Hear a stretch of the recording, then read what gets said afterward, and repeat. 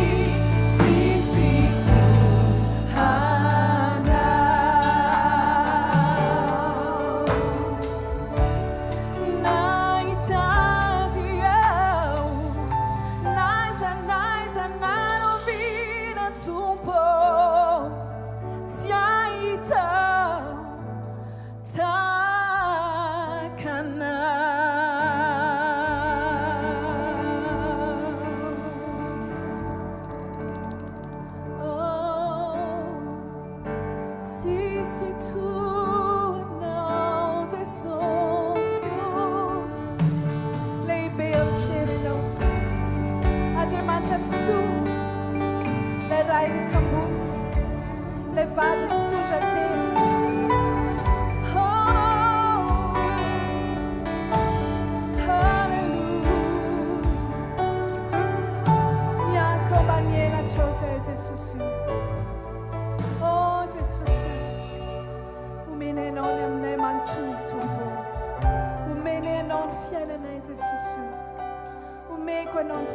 Jesosy anjakao tanteraka. Tiffany Fuku Wana Causa Vadecha Amiku Yana Dini Lalina Ni Fuku Tonga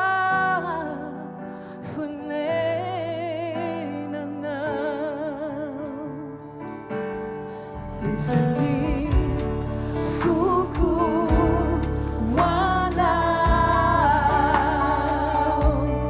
Causa Vadecha Amiku Yana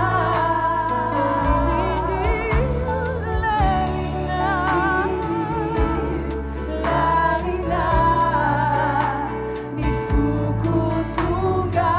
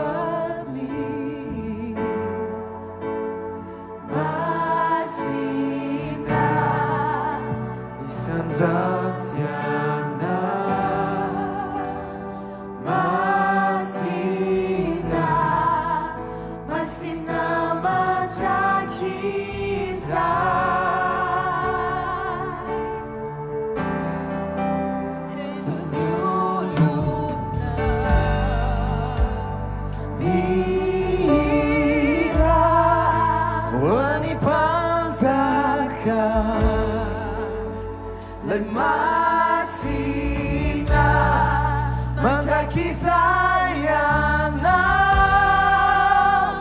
masina masina mandraky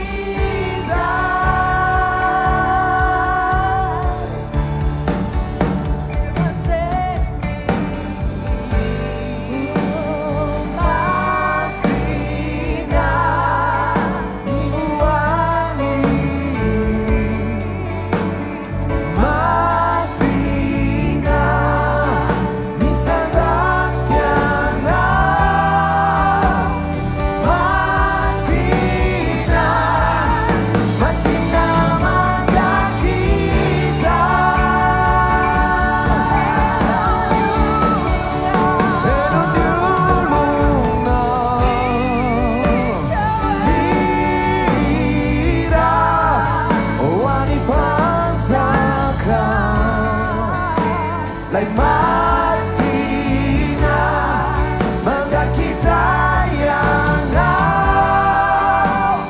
masina masina mandraky izay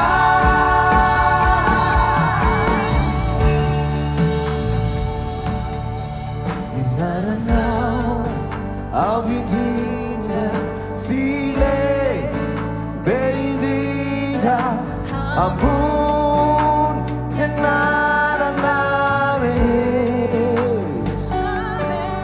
ny fiandriana sy fanapana fahefana sy toerana rehetra dia many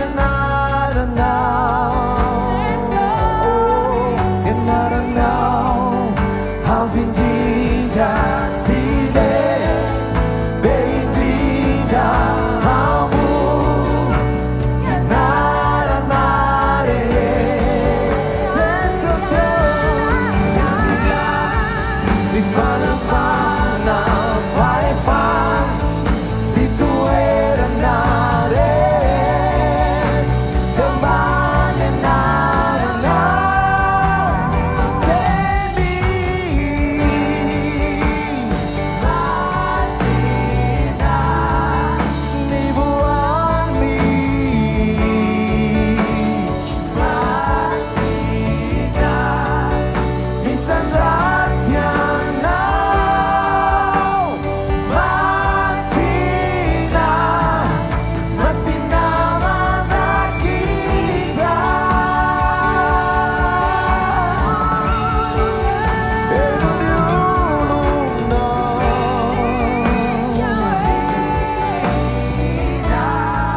hoany panjaka lay masina mandraky izay anao masina masina mandraky izay mandraky izay anao masina masina mandraky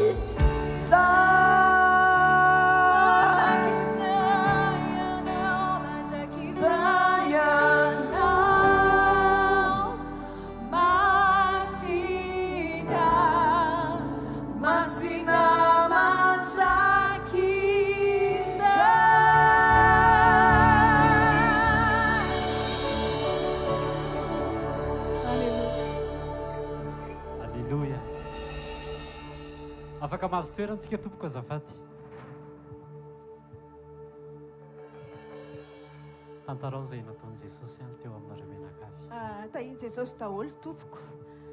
Tia merina voninahitra amin'i Jesosy noho ny famindrapony sy ny fitiavany atao amin'ny ankohonana. Izany hoe nisy famindrapon'Andriamanitra lehibe zany tao amin'ny ankohonanay.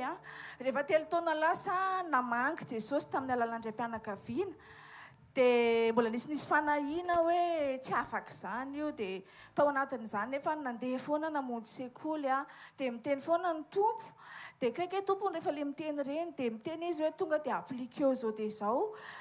Dia nyverina le famangina tamin'ity taona ity dia le izy moa to dia ady-panahy 5 jours zany tsy matory amin'ny alina fa fatorany fanahiny fisotroana toaka sy fifohana zigara le mpianakaviana dia tamin'ilay 3 taona lasa ny fianakaviana iray aman-dreny moa zany ao anatin'ny fiangonana azafady manona fiangonana FLM dia nafahana tany nangalana mpiandry fa tamin'ity indray mitoraka ity indray tena ntemin'ny Jesosy hoe tsisy mpiandry fa tonga dia za io dia voninahitra ho an' Jesosy fa tena hoe Jesosy ok zany fa eto zany tsika tsy matory eto 10 andro nandeha ny 3 premier jour dia tsy afaka aloha dia miaraka amin'ny fanafody ao anatin'izany satria hoe tsy ampy calcium zao nefa n'ilay izy efa nisy raitapony teny hoe ady-panahy io izy mila miverina amin'ny Jesosy dia mila mijery ny famindrapon'i Jesosy dia rehefa nandeha le 4e jour dia nandoalika tamin'i Jesosy tena miteny mihitsy Jesosy hoe aiza le sekoly nampianarinanao foana nandritra izay 3 taona izay efa miteny hoe avouer fruit de l'esprit nampatsiahy mihitsy Jesosy hoe nisy fotoana papa nitomany tamin'izay tao amin'ny sekoly communion ndray a Sabotsy dia nampitsahivin'i Jesosy ana tamin'ilay 4e nuit iny hoe za nge nitomany iny hoe mba avouer amin'izay le fruit de l'esprit dia nandoalika dia hoe Jesosy tena mifona Jesosy fa aika za ka mamonjy sekoly Jesosy dia tsy mi-appliqué eo fa rehefa ohatry zao ka vao tena hoe mitototo miantsoantso hoe Jesosy miala amin'ny anaran'i Jesosy dia voninahitra ho an' Jesosy fa tena hoe natao an' Jesosy nandiny tena be tao anatin'ilay izy dia tenen'i Jesosy hoe ianao mihitsy mila ovaina fa vao io ny foana nandoalika ny fona teo atrehan'i Jesosy dia tonga dia afaka le izy dia rehefa afaka dia lasa mivoaka ho azy le fruit de l'esprit tsy nilananao effort be hoe misy zavatra atrehana dia hoe inona zany natao eto fa tonga dia manetry tena ho azy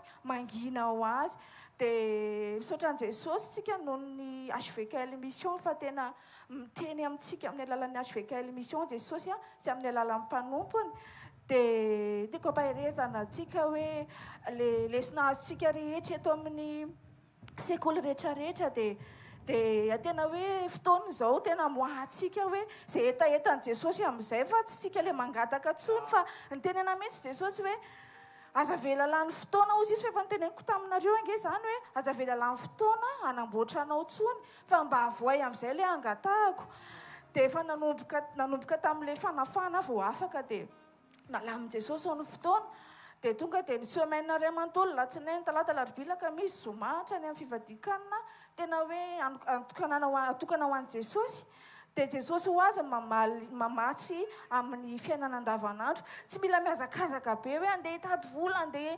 an'izao sy hoe hitaintany hoe manahoana ny ankizy any ampianarana any fa tonga dia Jesosy ny miasa hoe efa ndraisiko an-tanana daholo reny ary aza manisy dodo tsony fa efa nitena hoe afaka dia afaka dia voninahitra ho an'i Jesosy dia tsika koa rehefa tenenin'i Jesosy hoe afaka appliqué eo le lesona sy le sekoly azy eo dia tonga dia appliquéna eny eo fa aza miandry hoe misy fitsapana sy fisedrana vao appliqué dia voninahitra ho an'i Jesosy. Alleluia. Nao teka mahafon'i Jesosy tsika ary andraisantsika ny vavolombelona manaraka mandroso bebe mandroso tompoka tainy Jesosy daholo tompoka za mijoro vavolombelona anome voninahitra an' Jesosy satria ny zanako zany narary voan'ny oetrany hoe rahatrapo fijery azy nefa ny dokotera milaza hoe naratrapo ary mahazo anazy dia tsy maintsy traitena ihany izy dia verina taty tamin'ny herinandro lasa iny nanao contrôle dia le analyse natao zany maromaro eo amin'ny 6 eo ngamba fa tsy voatonoko daholo rehefa natao ny contrôle dia afaka madiodio daholo ireo zavatra rehetrarehetra ireo sisy tsony any aminy na dia ray raha nohon'ny inona vokatry ny fekofatsika sy vavatsika amin'i Jesosy ho an'ireny zanak'ireny dia voninahitra ho an'i Jesosy rery any.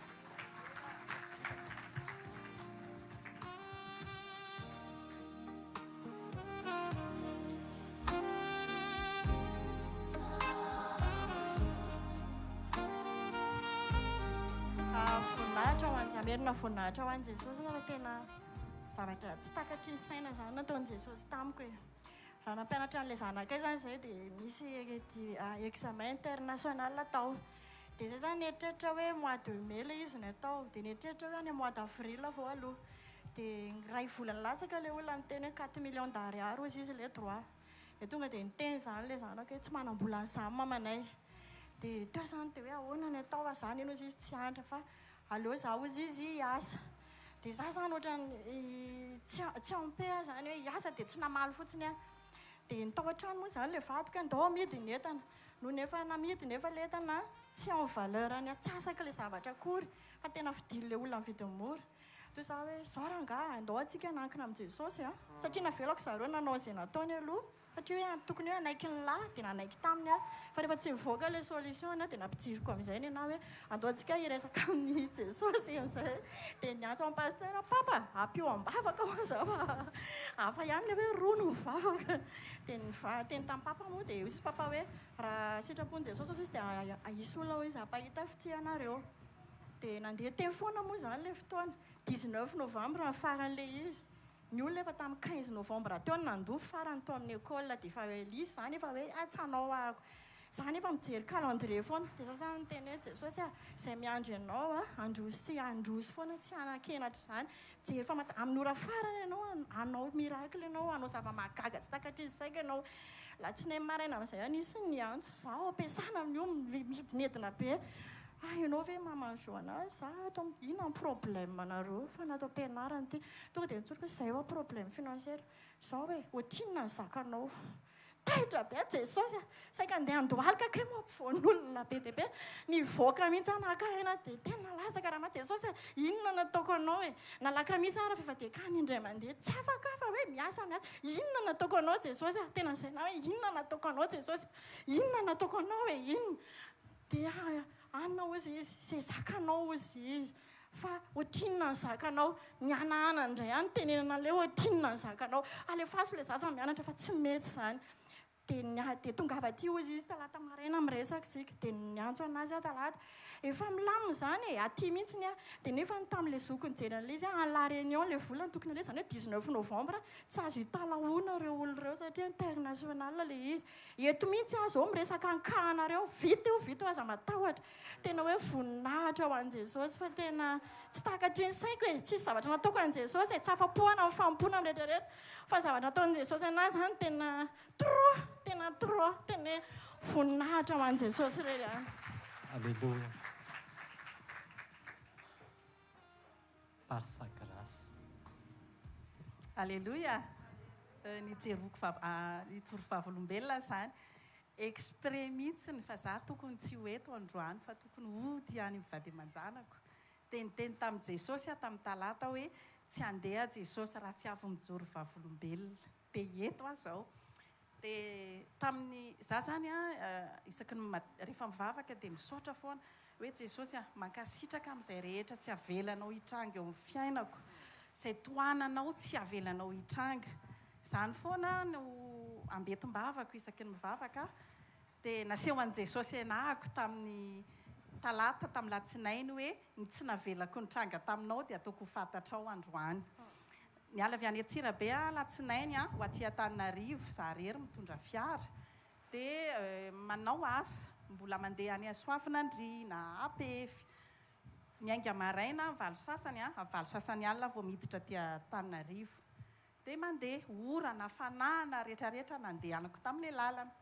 rehefa mandeha rery za kosa zay mandeha rery dia tsy azo na 2 chevaux aza mety mahazo zany hoe mandehandeha mafimafy zany tsy mitsitsitsitsy mihitsy vao mahita malaladalaka sy mahintsitsy dia mba alefalefantsika kely hoe 180 2 chevaux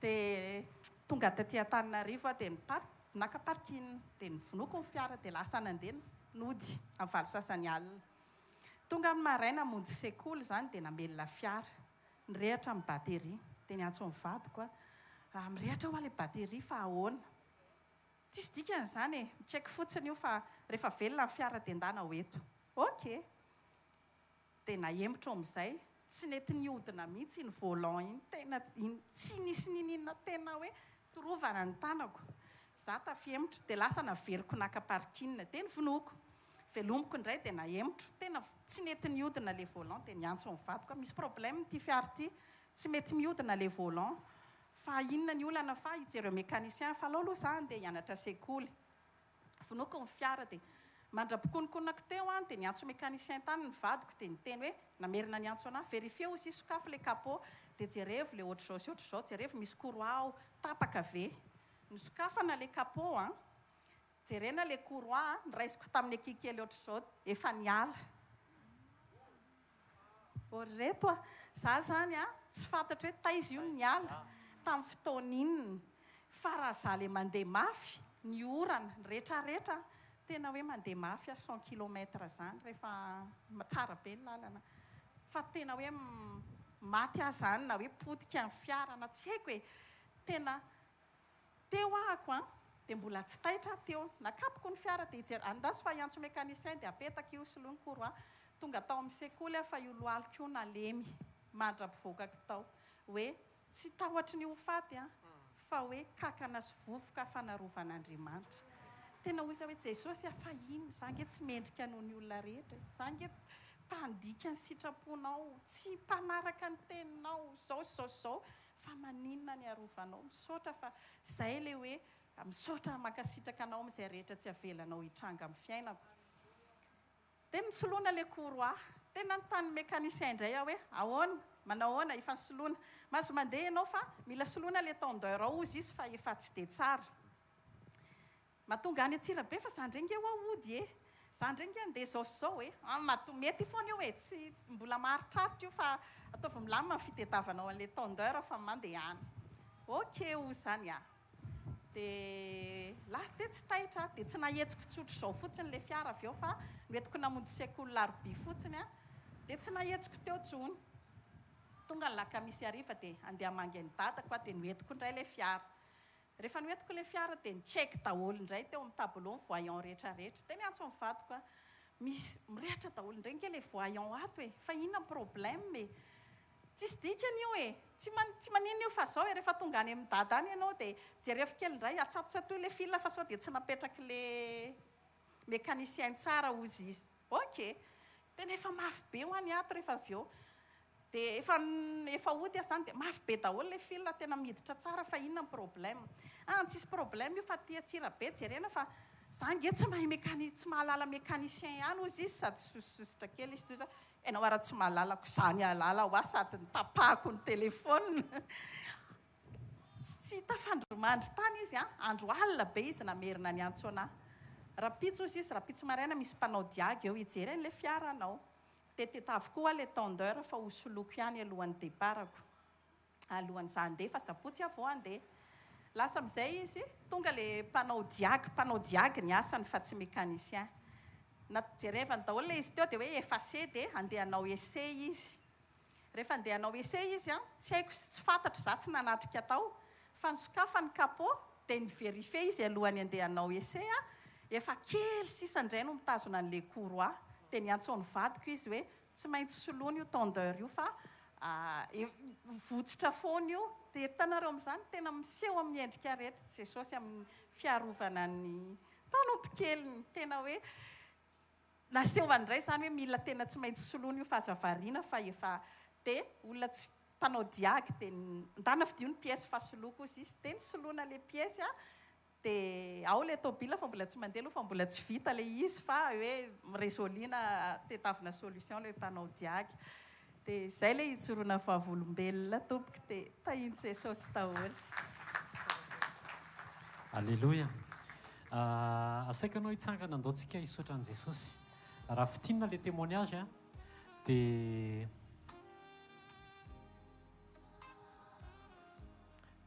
fiarovan'Andriamanitra famonjam-pon'Andriamanitra Andriamanitra mahatoky sady mihevitra anao tena ampianarin'Andriamanitra foantsika hoe aza manahy fa tsisy vitany fanahitsika zany eo ianao tonga eto zao androany araka ny témoignage ny taty Arinoro teo tsy fantatrao hoe inona ny zavatra tsy navelan'Andriamanitra hitranga teo amin'ny fiainanao fa mila manana fiainana fotsiny tsika hoe azo antoka hoe eo amin'Andriamanitra dia aleo izy anao teo nisy hoe analizy anankifiry mety hoe olona voadona sentimentalement angambany ara-pihetsepo fa rehefa nitoraka eo amin'i Jesosy vitan'i Jesosy ny mamafa azy courroie avy any Antsirabe tsy fantatra hoe taiza no nisaoty taiza no naninona fa tonga soa eo amin'ny parking tsy azo eritreretina mihitsy hoe mandeha 100 km/h zany nefa ny courroie tsy mipetaka tsy raha efa tratran'izany ianao fa zay efa tratra fa tena hoe Jesosy miantoka an'izany misaotra an' Jesosy fa Jesosy no mikitika ny sekoly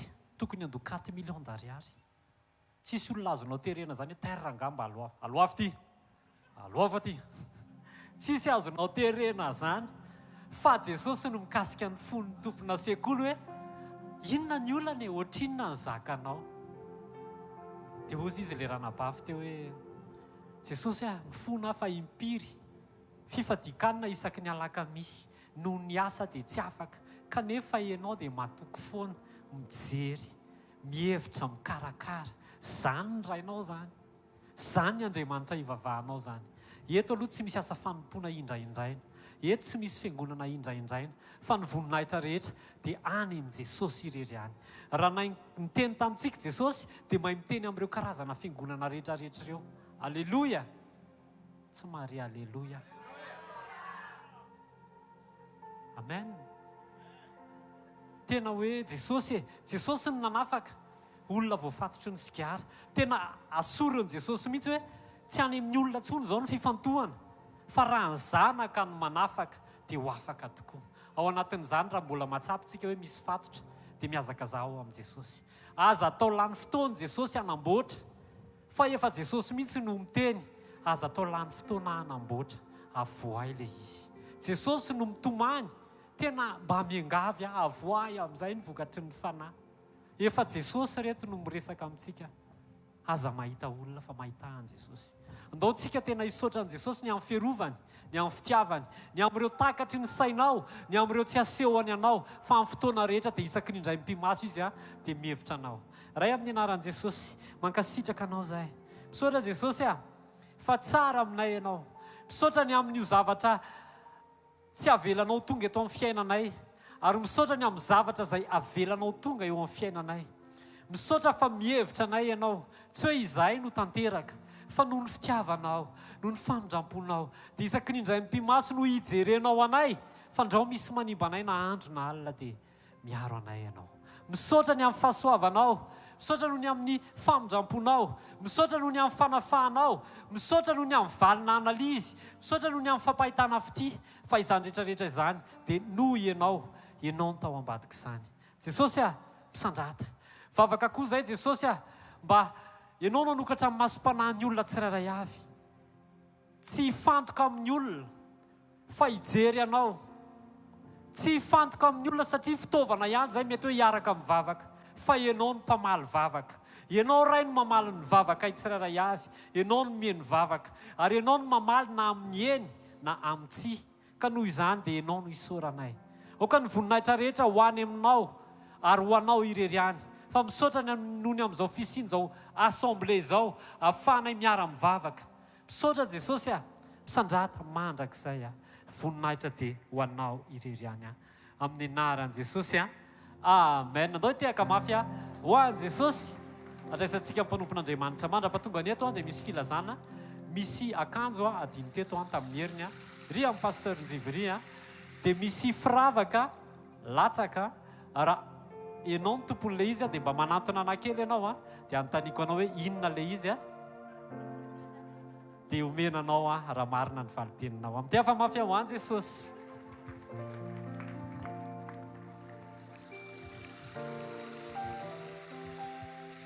Alleluia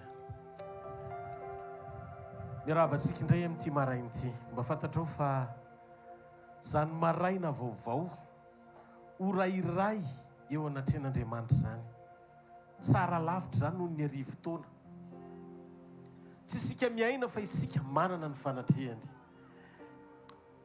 ny tsara indrindra eo amin'ny fiainana dia ny fahafahanao misitraka ny atsara n'ilay tokana mitoetra ny seza fiandrianana na hery na tanjaka na rivotra iainana na fijoroana ny fahafahantsika manompo sy manao ny sitrapony dia fantatro fa misy tanana miazona ny fiainanao misy famindram-po mitahiry ny fijoroanao androany maraina alleloia afofany amin'ny lanitra ny tananao misy mpanjaka eto mendrika eo amin'ny fitsahoana mandrakizay izy ny Jesosy avy any Nazareta mendrika eo amin'ny fiderana sy fiankofana alleluia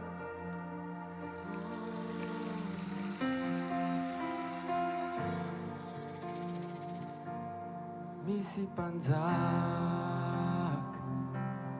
manatriketo sokafiny fo andray azy ny fidera no anjakany ny fahasoavany no anenikantsika izy manara ireo enta mavesatra ireo amboara rehetreo atongony misy anarana ambony anarana rehetra Jesosy Kristy mpanjakany mpanjaka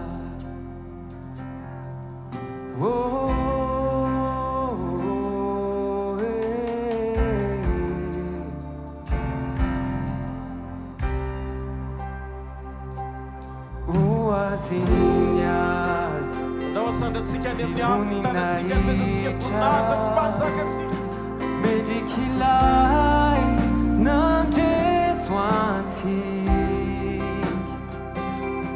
nalevina nitsangana mike ny fasana tsy natazona azy ny fidera deu azi mandrakiza nananjes tokony fanalait misy anarana ambony anarana rehetra Jesosy Kristy mpanjakany mpanjaka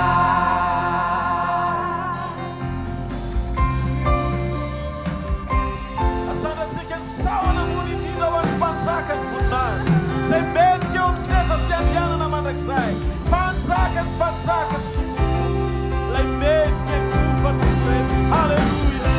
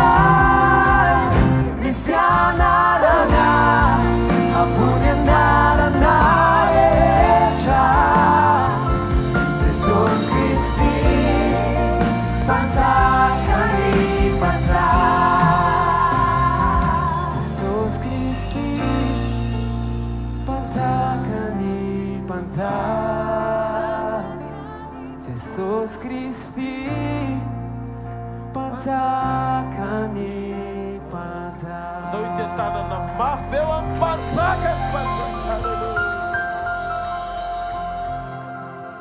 sainy zao lay mikasika ny fiainanao androany ny anovanao tanteraka mandrakizay amin'ny fotoana iverenana eny amin'ny raha an-lanitra toy ny ray mpimaso etrety ny ray mpimaso maso mipika dia miova momba anao ray manontolo raha dika amoraina ny famoronany ianao ho vaovao.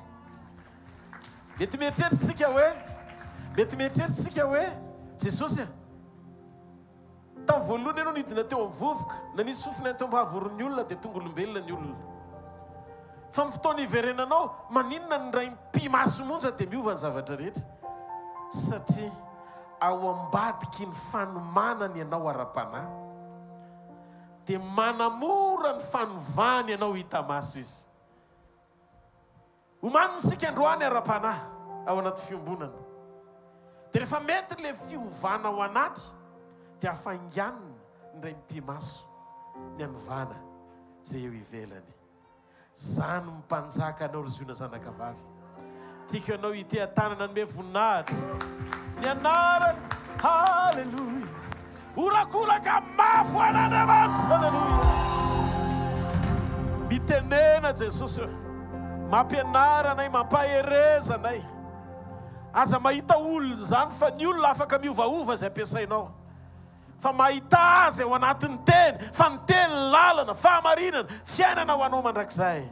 Ary ny teny ny fahasalamana ho an'ny nofinao rehetra ary aina ho an'izay mahazo azy. Ny ty hafa mafy ho an'Andriamanitra mahazo toerana tompoko. Androany dia sady ampaherentsika ao anaty fiombonana communion amin'ny alalan'ny teniny no ampijoro atsika ihany koa ny teny ao anaty fampaherezana. Tena tonga n'io endrikao io manomboka androany raha tena raisinao ty fahamarinana ity.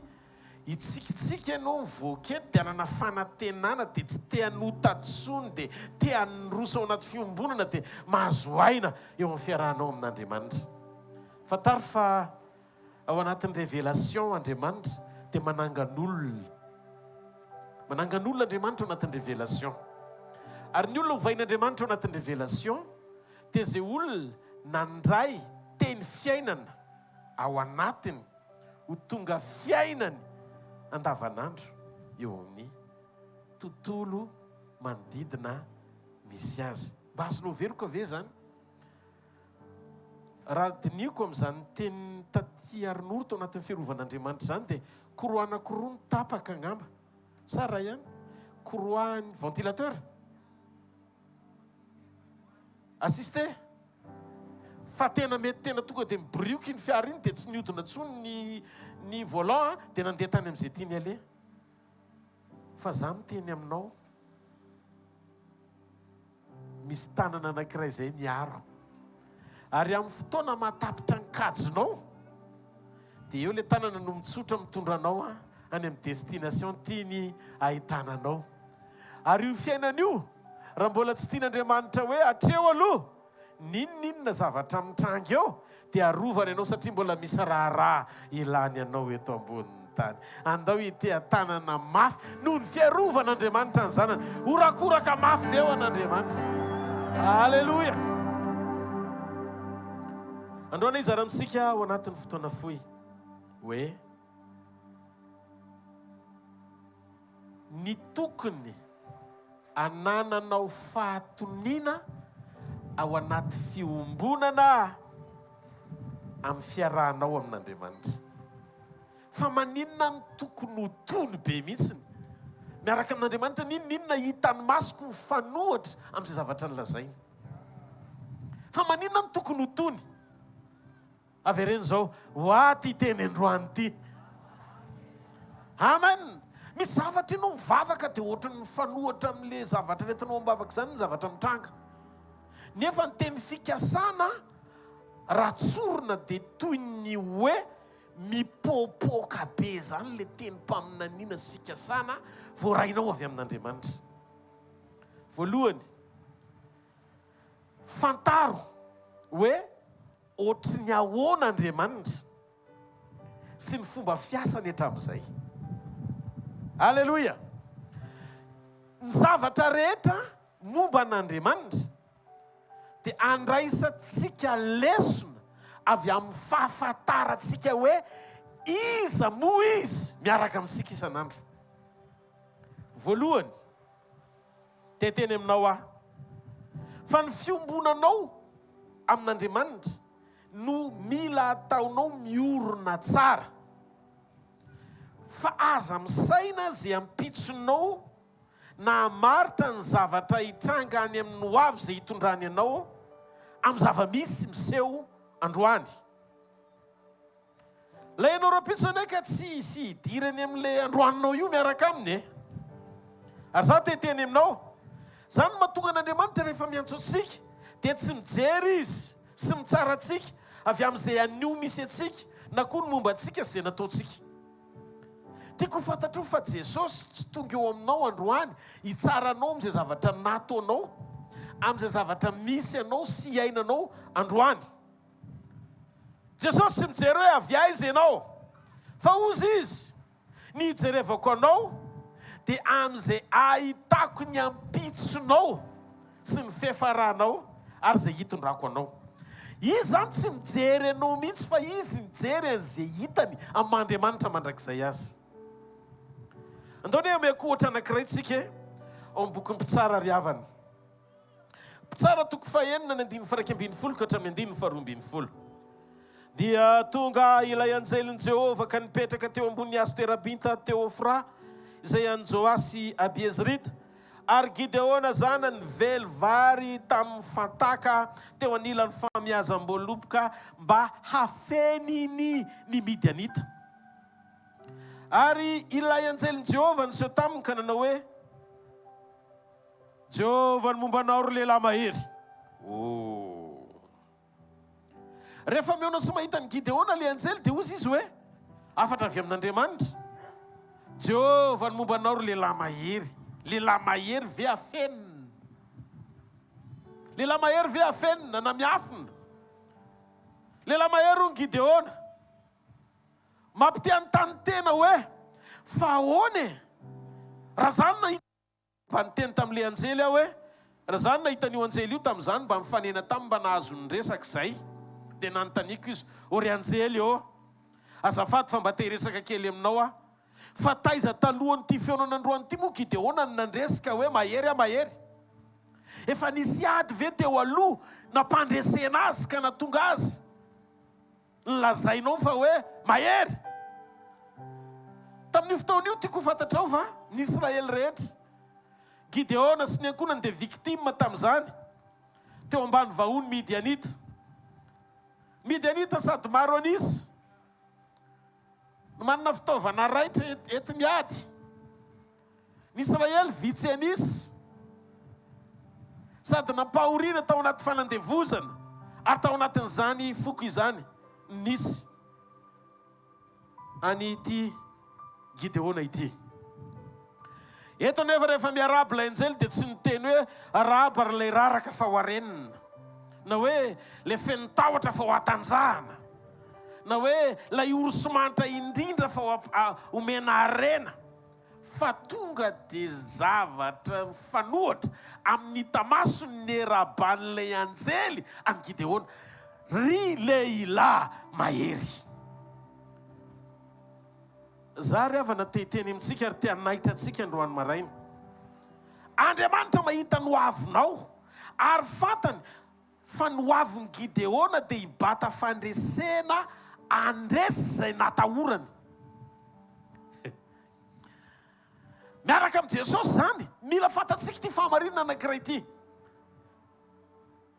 Io zavatra tahoranao androany io no natao ho resenao miaraka aminy. Tsy marety eka ao an'Andriamanitra.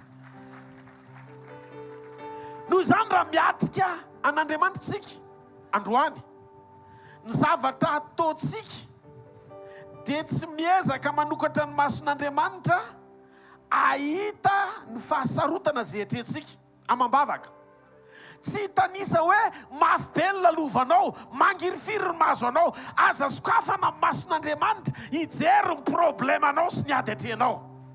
Fa raha ny amin'izany fantany mihoatra noho ny ahalalànao azy eny na zay mbola tsy hitany masonao tianao hitany azy any aparany no efa iarabany ianao androany androany Andriamanitra raha mahitanao dia ozy izy hoe raha bary vehivavy mahery raha bary lehilahy mahery dia anao angamba mety hitenao ohatran'ny Gideona hoe indrisy Jehova tompo raha mahery zay maninona no iaran'izao setrasetrana firenena hafa zao. Zavatra anankiray ny tiako hanairana antsika. Aza mandany fotoana mitoetra eo ambany zioga sy famoretan'izay lalovana sarotra sy zava-misy mitady atahoranao isan'andro anelingelina ny fandrosoanao miaraka amin'Andriamanitra. Mandehana mikosony lohalika manatsara ny firaizana sy ny fiombonanao amin'Andriamanitra mba anananao antoka ny fisiany fanatrehany manohana anao miatrika ny fahasarotana rehetra atrehanao. Lesona efa nilazaiko izy ity fa hoentin'ny fanamasina nairana ao anaty famerenana kely. Ny mamaika an' Jesosy tsy ny ampianatra amin'ny Petera sy Jona sy ny apôstôly ao anaty sambo kely ampitsahatra tafitra hoe io misy tafitra fotr'izao ny fomba ampitsara anazy. Fa ny mamaika an' Jesosy ny ahatonga ny mason'ny mpianatra tsy fantoka amin'ny tafiotra andany fotoana an'izay zavatra mampatahotra azy fa hibanjana an' Jesosy ao anaty tafiotra. Rehefa aveo izy nandeha teny ambonin'ny rano, Petera voa, zay ihany ty, voky Petera, tsisy resaka mihitsy Jesosy ka niteny tamin'ny tafiotra tsy ndranomasina hoe mitsara fa matahotra Petera. Satria problème an' Jesosy tsy any amin'ilay olana mampatahotra mitranga fa any amin'ny toe-pony Petera tony eo ampanontronany azy. Hoy ty Jesosy, raha mibanjina ianao na eo ary io tafiotra io ny contrôle rehetra ny fifezana ny zavatra rehetra amin'ny zavatra rehetra lalovanao. Raha mino ianao ka tafatoetra tsara ny fiombonanao amin'Andriamanitra dia manam-piadanana ianao satria mananantoka fa le mahery ambony mahery satompony hery ny mpanapaka ny hery loharanon-kery no miaraka aminao. Halleluja. Noho izany misy karazam-pahatoniana tafatoetra. Onjan-dranomasina le zany koroana na direction tapaka zany. Onjan-dranomasina zany. Fa ninin'Andriamanitra tsy nay mekanika be taty Arinoro mba tsy ampiasa ny saina ohatran'ny olona mitsa. Ianao rehefa mampahery dokotera io grave be mihitsiny. Tsy zany mantsy pastera fa mahatonga an'izao dia misy symptôme ohatr'izao dia zao ny fipetrana. Ianao miteny dokotera aprima aloha le saina fa ny mpanao ny saina no atsotsika. Amen. Noho izany izy omniscient fatany mihoatra noho ny fahalalanao ny sela anankiray ao anaty vatanao. Noho izany misy zavatra tian'Andriamanitra patoriana ao anatinao mba hatonga n'ilay zavatra tiany atao hitabataba ampitony anao. Inona ilay zavatra mitabataba eto androany maraina? Teny pampaherezana, teny mpanairana, présence n'Andriamanitra, ny hery ny fanamasin'Andriamanitra, ny hery ny fahatsaran'Andriamanitra. Misy endrika tian'Andriamanitra anehoana ny zanany mifanaraka amin'ilay natiora vaovao namorona ny azy ao amin'ny Kristy. Zay le fiombonana. Andriamanitra mahita any Gideona mibata fandresena mandresy zay atahorany. Mba fantatrao ve Gideona saika lany andro sy fotoana teo ampiandrasana aman-tahotra ny fanafahan'Andriamanitra ianao. Raha tsy nanaiky hanokatra ny fonao hiaona tamin'Andriamanitra sy hiainao n'Andriamanitra. Averiko misy Gideona mantsy eto androany. Saika lany andro sy fotoana teo ampiandrasana aman-tahotra nietsika Andriamanitra nafaka ny firenenao ianao ry Gideona. Raha tsy nanapa-kevitra tena hiaona amin'Andriamanitra sy hiainao an'Andriamanitra. ty fiarabany ty tsy niankina tamin'ny lasan'ny Gideona mihitsy. Fa ty fiarabany ty fiarabiana avy amin'Andriamanitra mahafantatra amin'ny fifarany Gideona. No avy ny Gideona. Mampatsiaro ny teny voalaza amin'ny boky n'Isaia mpaminany hoe zaho izy le manambara ny farany hatramin'ny voalohany ary milaza izay mbola tsy nitrangana natao akory. Amen. No zany ny fiaraban'Andriamanitra rehefa miarabanao izy, ianao mahita hoe antsatra be, reraka. Rehefa misakafo maraina nareo dia mihinana sosoa amin'ny atoandro maina, hariva kendiendy, fa ny karazany io tsy zavatra hafa ankoatra ny mangazo ohatra. Mangazo maina amin'ny maraina, mangazo batabata sosoa kely tetehana ny atoandro. Dia ny hariva mety mangazo atono, izay le kendiendy. Fa Andriamanitra mahita anao, haraba ary ilay vokotra afikena. Tsy marety kawan'Andriamanitra. Hitanao ve ilay zavatra mitranga? Ohatrohatr' zany hitanao fa naniko entina mihitsy eo amin'ilay tontolo misy anao, le fanatrena miarabanao, tsy manome voninahitra n'ilay androaninao, fa makalaza n'ilay raha-pitsonao. Ary rehefa miresaka aminao izy, tsy mijery an'izay manjoanao na tena na Kristy tonga tao an-trampo kely aza. Mampianatra ny mpianany tsy jery tafiotra hoe azo bakio io raha ohatra ka manelingelina, nefa koa azo tsy jereny io rehefa mifantoka amiko. Fa ny tanjona farany tsy le tao anaty sambo kely fa le teny ambony rano. Dia fantatrao zany ny eo am-pon'Andriamanitra. Ny eo am-pon'Andriamanitra tsy nijanonanao amin'ny toerana anankiray anana fahazarana miaina ny fiainanao, fa miditra ao anatin'ny tontolo ny fanambarana na révélation ahafahanao miakatra klasy ampinoana miaraka aminy.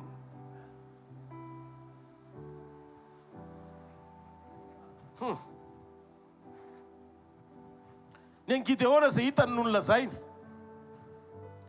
fa ny an'Andriamanitra izay fantany noho ny teneniny. Eto androany mijoro mitondra ny tenin'Andriamanitra ampahery ianao amin'ny anaran'i Jesosy. Ary amin'ny alalan'ny fanamasin'Andriamanitra mahita hafa ianao lehibe sy ho tsara fefara foana fa tsy hijanona hatreo amin'io eta misy ianao androany io. Amen. Raha miteny Andriamanitra hoe zao ny zavatra hitranga dia te hilaza amin'ny Gideona izy, tsy mandrakizay io hitanao io. Izay hitako aminao dia mihoatra lavitra noho ny fahitanao mombanao. Ataovy amen. Teneniny eo akaikinao, ianao hoe aza mijery amin'izay hitanao. Miangavy ianao hoe tsy mitovy amin'ilay omaly sy le androany le hitondrany fiombonana raha-pitso. Resy lahatra ve zay olona zay androany? Alleluia. Lasanao dia lasanao ihany, ary ny androaninao dia andalo ihany, fa ny apitsonao eny ambavan'Andriamanitra. Dia ozy izy mitraka ianao, aza mitanondrika ianao, atao fionanao anao sy Andriamanitra ty androany marain'ity. Adonoy le nampisasatra anao omaly, le mitady ampivaloarika anao androany, le atahoranao hatramin'izay. Velona mpanafika anao, Jesosy avy any Nazareta no anarany. Halleluja. Izy no miteny aminao androany, zanako ianao, asan'ny tanako ianao, adidiko mandrakizay ianao. Izy no milaza aminao fa horaraka ianao, lehibe ny ao anatinao no zay misy amin'izay atrehanao. Courage ianao. Halleluja. Ahoana ny ananako an'izany courage zany? Dingana anankiray faharoa, point anankiray faharoa. Rehefa miaino an'Andriamanitra dia aza miimpose terenao Andriamanitra amin'izay mandresy lahatra anao. Fa raiso le teny mifanohatra amin'ny hitany masonao ho finoana mampitsahatra ny ao anatinao, satria voafetra ny fahalalanao. Zay mahatonga an'Andriamanitra manome ny Saint-Esprit na ny fanamasina ao anatinao. Omeny ny fanamasina mba hitondra ny fiadanany. Zay mahatonga an' Jesosy rehefa niala teto an-tany, ozy izy, fiadanako no nomeko anareo, ny fiadanako no navelako anareo. Jesosy tsy niteny hoe velako anareo ny fananako, fa ozy izy fiadanako. ary io fiadanana io fiadanana ambony ny fahalalana rehetra. Tsy miankina amin'ny fahafantarana ny fiainana, tsy miankina amin'ny sekoly sy kajy ny lalovanao, fa le ao am-pon'Andriamanitra tsy fantatrao fa mihoatra sy manapaka ny fiainanao ambony lavitra no limitinao sy ny fetranao. Halleloja. Ahoana moa ny tonga ny Gideona, tonga dia courage. Vao avy niaina tamin'Andriamanitra izy nandray an'le teny, novain'Andriamanitra ny tao anatiny.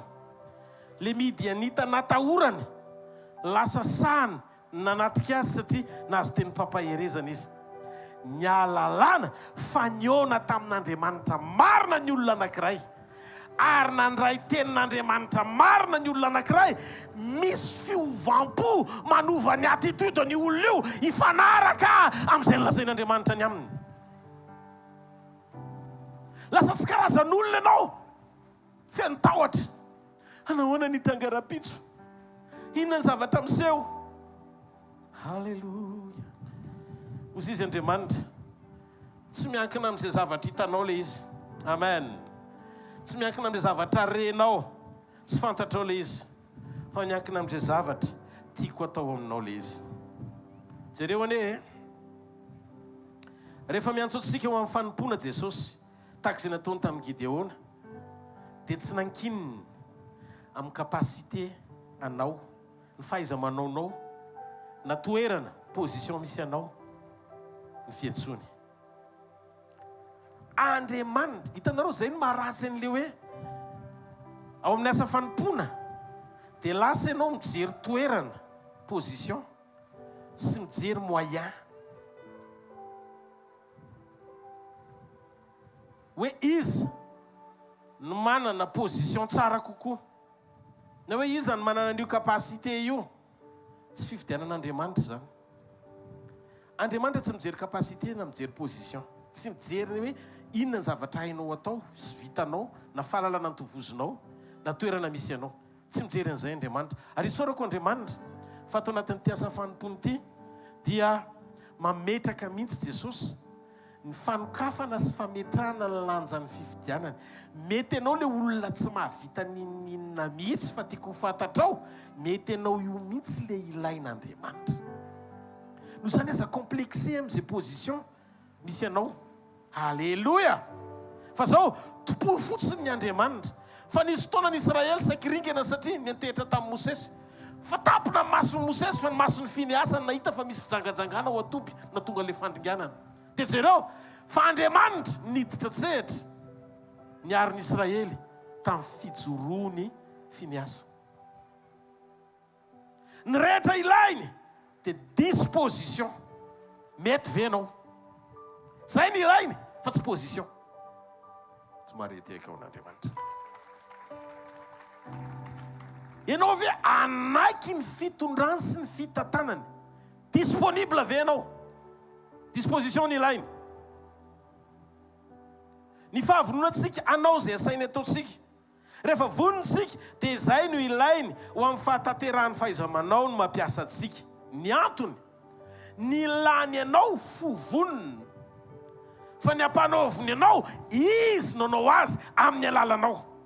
Zay no mahatonga azy manomenao ny équipement, ny zavatra rehetra ilaina spirituellement na ara-panahy. Amenony ianao mba hahafanao manatanteraka izay zavatra mpanaoviny. Matoa Andriamanitra maniraka anao dia fantany fa zavatra tsy vitanao no asainy ataonao, fa ny fanekenao ho tarihana anaiky ame an'ilay toe-povonina ho ampiasaina fotsiny dia miditra tsetra Andriamanitra manatanteraka an'izy hatramin'ny farany. Io na amin'ny zavatra mpanaoviny na fikarakarana ny fiainanao mihitsy amin'ny ankapobeny.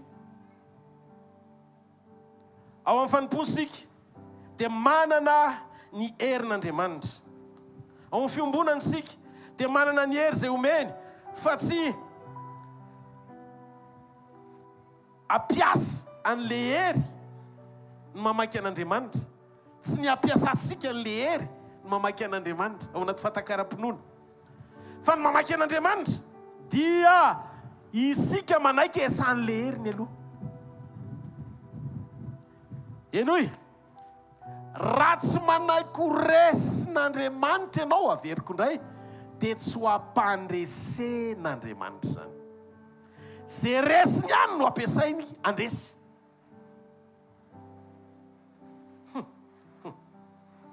Dia ahoana ary le resin'Andriamanitra? Le resin'Andriamanitra tsy hoe miteny hoe resinao ahe, resinao resiny tenin'Andriamanitra ianao. Olona manaiky anetry tena manoloana ny fahamarinany teny zay voarainao. Zay ianao le resy. Halleloja. Rehefa zay ny eo am-ponao dia manomboka ijoro amin'izay Andriamanitra mahita hoe ty olony ty afaka ampandreseko amin'izay. Satria raha miseho amin'ny fiainan'ity olony ty ka aneo ny heriko amin'ny fiainany, satria efa resiny teniko izy, dia maro toerana tsara stable ny fatra ny fanetretena ahafahako maneho voninahiko sy mampitombo ny fahasoavako ao aminy. Fa manome fahasoavana bebe kokoa izy. Fa Andriamanitra manohitra ny mpiavonavina fa manome fahasoavana ho amin'ny manetretena. Tsy ilain'Andriamanitra ny hoe mahay be ianao, na tsara position be, toerana be, na mpanapaka be mba ho ampiasainy. Izy no manome anao hery sy fahaiza-manao atateraka ny antsony ao anaty fiombonana. Raha toerana ny ilain'Andriamanitra ampiasaina dia fony Mosesy mpanjaka ny Farao, mpanjaka tao amin'ny lapan'ny Farao no nantsony, fa tsy mpiandro ondrovizana voailika any anefitra miandry ny ondro ny rafozany. Tsy anazy fa ny rafozany. Fony izy teo amin'ny position na commandement, tsy ilain'Andriamanitra ny position tao an-trano mpanjaka satria prince izy. Fa rehefa nailika izy ho any amin'ny désert tany any anefitra, niona tamin'ny Midianita rafozany, dia iny rafozany iny nananondro nandrasany. Zany hoe teo ambanina commandement na olona hafa firenena zay rafozany nananondro nandrasany tao anatin'izany position de faiblesse zany. Raha niainga avy any amin'ny commandement sy fibaikona ny maramila ny Egypte mihitsy azy, amin'ny maha-prince azy, ny toerana nisy azy teo aloha.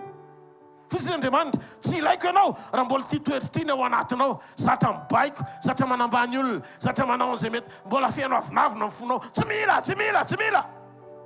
Fosy Andriamanitra, alao voailika mihitsy ho tsimponiko any anefitra amin'izay mba ho atsangako hibaiko mpanjaka rehefa avy eo. Dikan'izay, le fahefana mibaiko mpanjaka tsy ao anatin'ny olona makafy fahefana anambany olona ao anaty fibaikona. Zavatra tsy azo. Toepo manetry tena no ilain'Andriamanitra. Mosesy mbola prince sy natsony, fa rehefa voaroaka ny renireny tany anefitra vao nitsipony amin'izay avy eo. Moïse aneka isan'izay mpitantana sy mpanapaka ny Egypte mihitsy, mpanjaka ane Moïse tao andapa. Fa rehefa niandro ny ondro rafozany Mosesy dia tsy teo amin'ilay toerana fibaikona intsony fa mibaikona amin'izay dia teo Andriamanitra ny antso azy, satria tsy mampiasa olona tsy nandalo testana fanetretena Andriamanitra mba ho manakina ny fahefana goavana ho ana firenena anankiray. Tena ilain'Andriamanitra mahita anao manana toe-po, tsy makafy voninahitra, tsy makafy fahefana, fa manan-tanjona kosa mijoro ao anaty fahatokina, afaky ny ety hoentin'Andriamanitra hiala amin'ny toe-po ratsy sy fanao tsy mendrika rehetra mba hahafahany communion mahazo aina maneho ny voninahiny amin'ny alalan'ny fisianao. Jereo ane ny fahasamihafan'ny Mosesy tamin'ny fanapahana voalohany tao an-tranon'ny Farao sy ny fanapahana nampiofanan'Andriamanitra sy tany amin'ny désert tao anaty fanetretena. Tao amin'ny Farao izy mety maramila ny Egypte ny azo mibaikona, fa rehefa navoaka n'Andriamanitra izy novain'Andriamanitra tamin'ny lalan'ny fanetretena, lasa mpanjaka Farao no mibaikony Mosesy. Firenena anankiray ny nandohalika sy niforitra satria efa tsy Mosesy tsony io fa Kristy miseho amin'ny alalany amin'ny endriky ny fanafahana ny Israely. Tsy maharetehaka ho an'Andriamanitra. Alleluia. Misy olona voatavy androany. Inona ny point anankiray fahatelo? Ny point anankiray fahatelo. teboka anankiray fahatelo mila fantatsika dia tadidio fa Andriamanitra rehefa manatanteraka ny asany sy ny sitrapony izy dia mila fantatsika zao fahamarinana zao. Izy dia Andriamanitra tia hitanao mamaly mifanaraka amin'ny zavatra teneniny ara-potoana ny ao anatinao. Rehefa miteny zany Andriamanitra hoe zao ianao dia tsy hoe amenina mifampitady be le izy,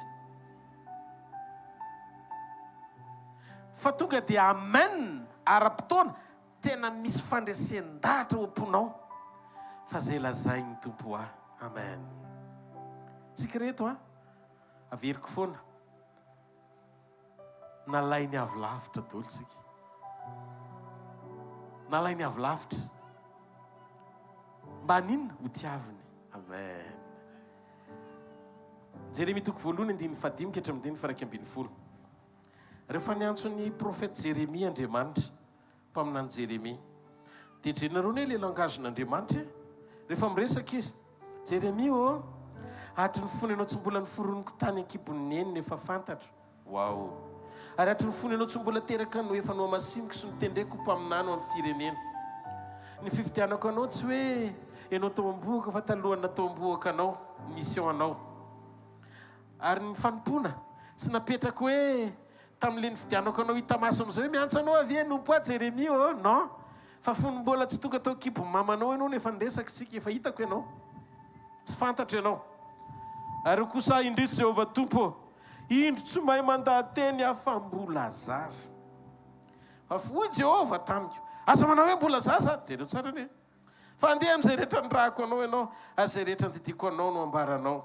Aza matahotra azy ianao fa momba anao sy hamonjy anao aho Jehovah. Dia nanintsitra ny tanan'i Jehovah ka nanendry ny vavako ary ho Jehovah tamiko indro efa nataoko ambavanao ny teniko. Ary indro manendry anao zao kehitriny zao napahefana amin'ny firenena sy ny fanjakana nokotra sy anjera ndrava sy androtana ary anorona sy amboly. Ary tonga tamiko ny teny Jehovah nanao hoe Jeremia inona zao ny hitanao? Dia hozy izy hoe ratsakazo mahatsiaro. Inona ny tian'Andriamanitra ho tenenina? Rehefa Andriamanitra ny miantso sy mamangolona anankiray dia tsy tiany ianao mijery ny momba anao amin'ny zava-misy hita maso. Ianao tsy araka ilay zava-misy hita maso fa ianao araka izay nilazainy ianao. Jereo Jeremia rehefa mivangin'Andriamanitra sy nantsony Jeremia dia hozy Andriamanitra taminy hoe ireto ny programako anao Jeremia. Ianao ambolo sy anorona andrava sy androdana ary toko ambavanao ny teniko efa lasa lavitra be le programme. Dia hozy amin'izay Jeremia indrisy Jehovah Tompo mbola zaza ny tena marina mbola zaza izy hita maso. Matony teny an'izany Jeremia fa jereo namalian'Andriamanitra azy aza manao hoe mbola zaza. Ianao zany zao androany raha miteny aminao Andriamanitra za mpiasa anao ho fantsona sy langilangy eo ampelantanako amin'ny alalan'ny fisinao dia anao zavatra eo amin'ny firenenao ohatra hoy tapombava ianao aiza ny avitako azy zany tena tsy ao anatin'ny fahaiza-manaoko zany Jehovah Tompo. Zay ny maharatsy ny fisokafanao loatra amin'ny actualité ny zava-misy androany atrehanao. Andriamanitra tsy manaiky ny anokafanao ny masonao hijery anao araka ny zava-misy sy ny fomba ilazanao azy, anamarina ny zava-misy ny zavatra mitranga hoe mbola zaza ianao hoe ny excuse amin'Andriamanitra tena tsy mety amin'ny mihitsy.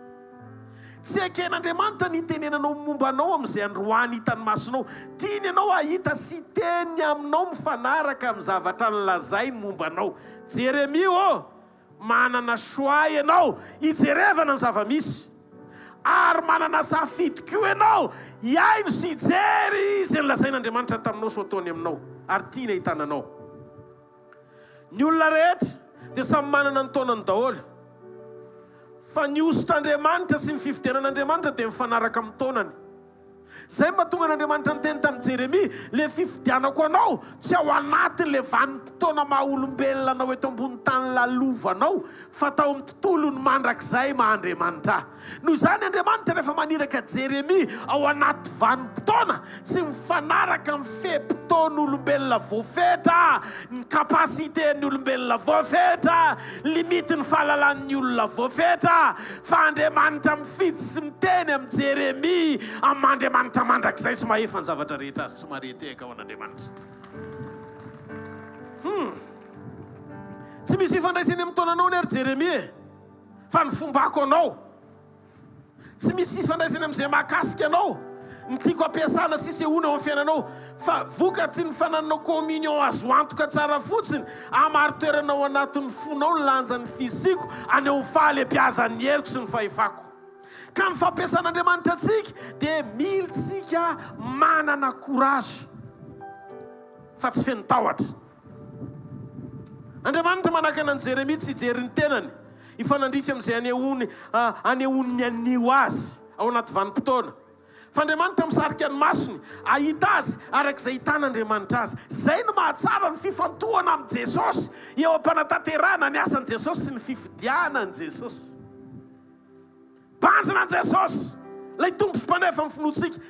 Jesosy any tsy olombelona tsotra, fa Andriamanitra tonga nofo ho tafon'ny olona, aneo le famoronana ny endriky ny olona vaovao, atao hoe ao amin'ny Kristy tsy mahareteka ao an'Andriamanitra. Hozy izy Andriamanitra tandea amin'ny Jeremia, manana safidy hifanaraka amin'ny taonako. Fa aza mijery atsafidy ny fiainanao mifanaraka amin'ny taonanao. Afaka mampiasa zaza andesy firenena, afaka ampiasa tsinitsinina ho tonga zavatra hitondra ny fahefako. Noho izany azafatra ampijery ny herinao sy ny andronao voafetra, fa efa talohan'ny nahaterahanao ny ositra ao anatinao sy ny fanahy ao anatinao, ary ny hery ny asa ampandresy anao. Tsy no ianao, fa no izaho Jehovah Andriamanitrao, zay nifidy anao tamin'ny anarako asio tea-tanana. Mafy be ho an'Andriamanitra. Te anontany anao afiry taona nga ny fanahin'Andriamanitra.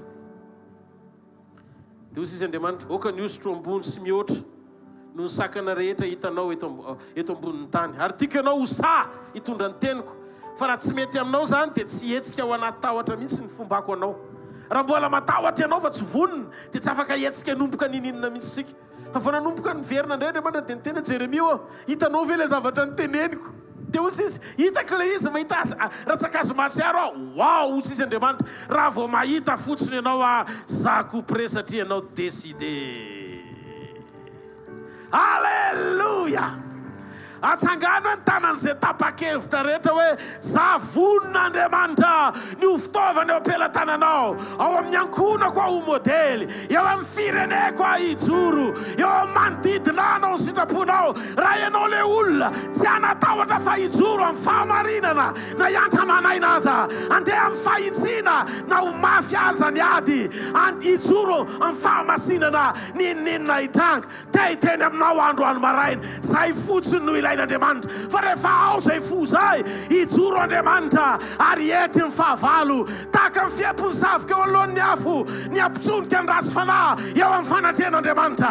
Ary zay omban'Andriamanitra tsy raha araka mandrakizay, zay tohanany amin'ny fiombonana tsy raha afa mandrakizay. Ianao ane zany olona teneko zany, raha ianao zany olona zany, manao avamenina tsara ho an'Andriamanitra. Alleluia, alleluia.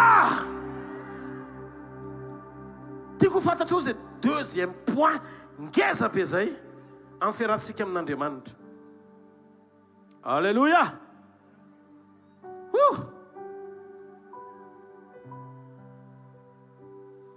Jeremia ary mahagaga fa ry zalahy reo dia mitovitovy ohatr'izany daholo zay natsoin'Andriamanitra.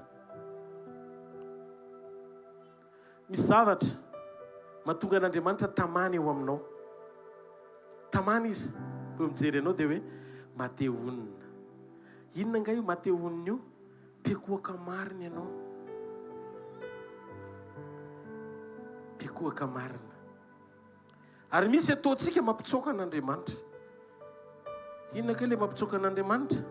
Tsy mpakatoa azy ianao. Ny ratsy indrindra dia isika miaina ao anaty fahazarana tsy tsara. Raisy opportunité ny atonga anao ho fantsona amin'izay. Ahafahan'Andriamanitra miasa anova ny manodidina anao. Anovan'iza hoe? Anovan'iza? Anova ny manodidina anao. Raisy le izy ho endrika ahafahanao mitsika foana miatrika ny fahasarotana rehetra atrehanao, satria rehefa manaiky ianao dia voamboatra.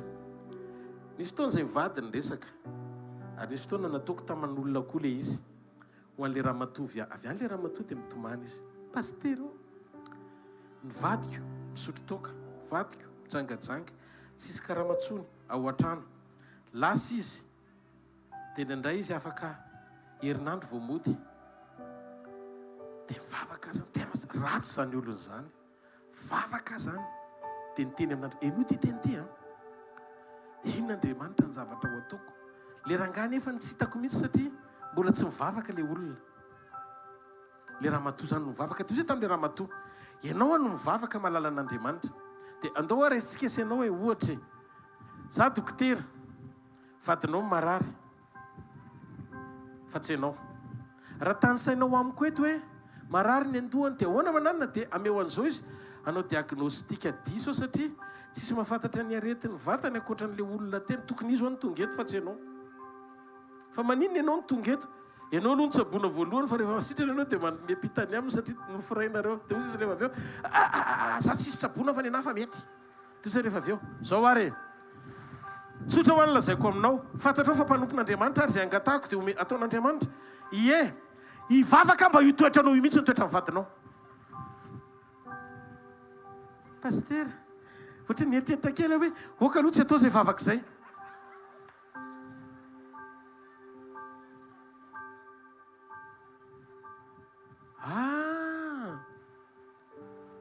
Fa maninonao a? Tsy alohanao izy antsy loatra anao. Non, pasteur. Tsy. Fa inona ny sakany? Zay vao nisokatra ny fony. Ny tanisa hoe, za koa mantsy manana an'izao toetra zao. Ko manina raha zay ny tenenina taloha. Atsangano an-tanan'izay mandray ahy. Fahendrena voalohany, zay zavatra tsy tianao atao aminao dia aza atao amin'ny hafa. Zay aloha fahendrena voalohany. Fahendrena faharoa, rehefa iainanao ny fahatahorana an'Andriamanitra ny zavatra anankiray, dia ataon'Andriamanitra zay atonga an'iny zavatra iny ho ataken'Andriamanitra. Atonga an'iny tsy afaka ho eo amin'ny fiainanao satria mahatamana ny fanotronan'Andriamanitra sy ny fanatrehany ny fiainanao andavanandro. 4e point, 5e point ty. Ny lalan'Andriamanitra indraindray dia ohatry ny hoe miembotry tamaso ny fitondrany ianao rehefa mpandroso anao ara-panahy izy. Averiko. Atsangano an-tanan'izay mandray fa important be ty point anankiray ty. Ny lalan'Andriamanitra indraindray dia toy ny hoe miembotry tamaso ny fitondrany ianao rehefa mpandroso anao ara-panahy izy. Ahoana moa fiseho an'izany, Pasteur Rodolphe? Isika riavana dia nilazain'Andriamanitra hoe ny lalako tsy lalanareo, ny fievitro tsy fievitrareo. Ianao natsoan'Andriamanitra ampahalalan'Andriamanitra ny farany hatramin'ny voalohany. Mety misy vision tsara tarehibe tenenina ohatrany tamin'ny Josefa ohatra. Ianao dia anapaka firenena ary ho avy ny rahalanao ekohaka aminao napahitany tao anaty vision zany. Tsara be no mahita an'izany. Fa zao, le lalana nitondran'Andriamanitra ny Josefa mifanohitra tamin'ilay vision nasehon'Andriamanitra azy. Indraindray ohatry ny miembotro rano ny fitondrany rehefa mpandroso antsika izy. Andriamanitra souverain izy. Ny tamaso ohatry ny miembotro, fa izy Andriamanitra no mitondra anao makany amin'ny anjara voatendrinao mampandroso anao. Ohatry ny lalana hoe ratsy izany, ary teo tena voamay ohatrany tsy tsara kokoa ny tany amin'ny lasa no ty vaovao ty a fa ahoana ary zany zavatra ataon'Andriamanitra zany ahoana moa Joseph sy ny rahalahy Joseph nahita vision fiafarana tsara be mamiratra be na ny rainy aza nangofotra hoe zay koa ve zany masoandro izy mivady zay le tao anatin'ny fahitana dia kohaka aminao zavatra nisy testa ny rahalahy nanipy azy ao ny anaty lavaka tsy fandrosoana zany fa fiemorana raha oharina amin'ilay vision tsy ny anaty lavaka no mifanarahana tsy letika fa hisandratra eny ambony seza fiandrianana mifanohitra amin'izay hitany ny lalana nitondran'Andriamanitra azy tena mifanohitra amin'ny zavatra hitany zavatra ny ainany avy eo ndray navarotra ho andevo voamaika ratsy avy eo ndray nygadraina tao anaty endrikendrika voamaika ny letika fa ao amin'ny tontolo ara-panahy kosa no hoe lafo andevo Joseph dia zay no atao hoe mandroso makany amin'ny antom-pisiny izy misy interprétation mifanohatra amin'ny zavatra iainanao nefa mitondra anao any amin'ilay vision nampahitany anao Andriamanitra tsy voatery anazava zay mahatonga ny olona miverin-dalana satria manao an' Jesosy ho mpianatra mila fanazavana daholo ny zavatra rehetra fa ngaty no fanarahana sao dia tsy Andriamanitra tsony ary ny ao ary ohatra mifanohatra amin'ny zavatra tenenina sy ny teny fikasana ny zava-misy tsy anao no mitondra amin'ny fiainanao fa izy sy ny teny hoe atoroko anao ny lalana fa droany maneho anao ny vision kosa hoe zao no avy rahany aminao tsy mareteka ao amin'Andriamanitra Alleluia voendrikendrika mivady ny Potifara tonga tany amponja fa taony niafina mivaravarana roa naneo ny fandrosoany ina le varavarana roa niafina tao amponja voalohany ara-panahy tany an-trano izy ny rainy nanofy izy ny nanofy dia ny rainy nandika azy fa rehefa tao amponja izy nisokatra ara-panahy lasa voarainy ny fanomezam-pahasoavan'ny rainy lasa mpandika nofy koa Joseph ho an'le tondra kapoaka sy mpanao mofony mpanjaka faharoa tao izy ny varavarana ny sokatra ny ekarany ho any amin'ny anjara voatendry mpanjaka azy prince azy midika fa ny lalan'Andriamanitra indraindray miseho amin'ny lalana ohatry ny miemotry tamaso fa varavarana misokatra ara-panahy hitondranao any amin'ny fahatsarana hitamaso efarany lala mpitondrano ny fiainanao fa manina Andriamanitra no miteny an'izany androany misy olona mangirifiry sy mijaly tonga eto ohatry miady rery manano aviny zany hoe anahoana ihany ary tsika ty fa androany ty ampahery sy ampandresy anao ao anatin'izao teny zao tsy anao lalana riavana fa an'Andriamanitra ny lala mpitondrana anao afaka aneo ny fihafaranao izy fa aza mitanondrika eo amin'izay dingana hitondrana sy tantanany fa mety ho kely ny fiandohanao fa tsy maintsy any amin'ny fahalebiazana ny hafaranao ataovy azo antoka fotsiny ny fijoroana ao anaty communion fa rehefa ao anaty communion ny fijoroanao tsy manary anao zany Andriamanitra hatramin'ny farany tsy mahareteka ao an'Andriamanitra halleluia zany nantony fisaorana amin'ny zavatra rehetra satria tsy voatery hifanaraka amin'ny sainao ny fitondrany fa Andriamanitra mpandahatra izy fa tsy anao koa ny teny azy hoe tsy tiako ty lala ty fa mba mety ry amin'ny fenetre ry no mivoaka anazy zany fa tsy anao amen dia zay mahatonga ny olona be dia be miverin-dalana satria disy fomba fijery fatra-pamaritra no avy hitondran'Andriamanitra azy amin'ny lalana tsy takatry ny sainy lalovany androany fa zavatra tian'Andriamanitra ahoana moa zany avy nitoro filazantsara Paul Silas rehefa mety any le communion dia milamina olona avy nitoro filazantsara no samborina nampidirina any amponja any amin'ny efitra faran'izay maizina indrindra blokena ny tanany sy ny tongony fa zao nandeha ho azy ao anatin'le communion le vavaka sy le fiderana tsy mahakasika ny olona tsara fiombonana zay zavatra mitanga sy zay fanoherana hitany ety ivelany zay zany ny testa lalàna ohatra ny testa de grossesse lalàna hoe mpevoka ny vehivavy na tsy azonao ve ny tiako tenenina zay ny testa lalàna fa tsara ny communionao amin'Andriamanitra tsy miafekte tsy mahakasika na miampita any amin'ny fanahinao mampitanondrika anao ny amafy ny galera zay lalovanao fa raha ohatra Paul Silas sady bloqué ny tongotra sy ny tanana any amin'ny farany fonja farany zay maiziny indrindra mbola mira ihany hoe iderako anao iderako anao iderako anao Jesosy iderako anao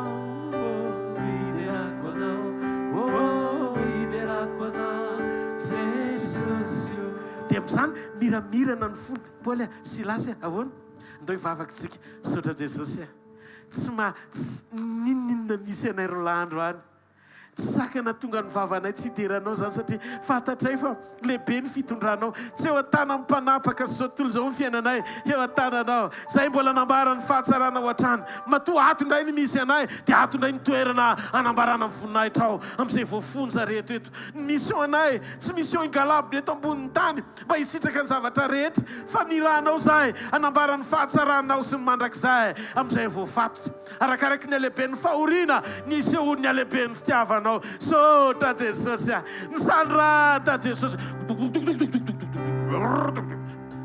rava ny fonja ian'ny mpifatotra rehetra le hira dia le hira nataondry zareo tonga dia hainy voafonja rehetra raikitra koa voafonja nanampy dia zay nanampy teo koa dia mivada olo ny fatoran'izy rehetra sy ny varavara mifonja rehetra dia anao ve mieritreritra n'izany hoe angano vokatra avy amin'ny communion zany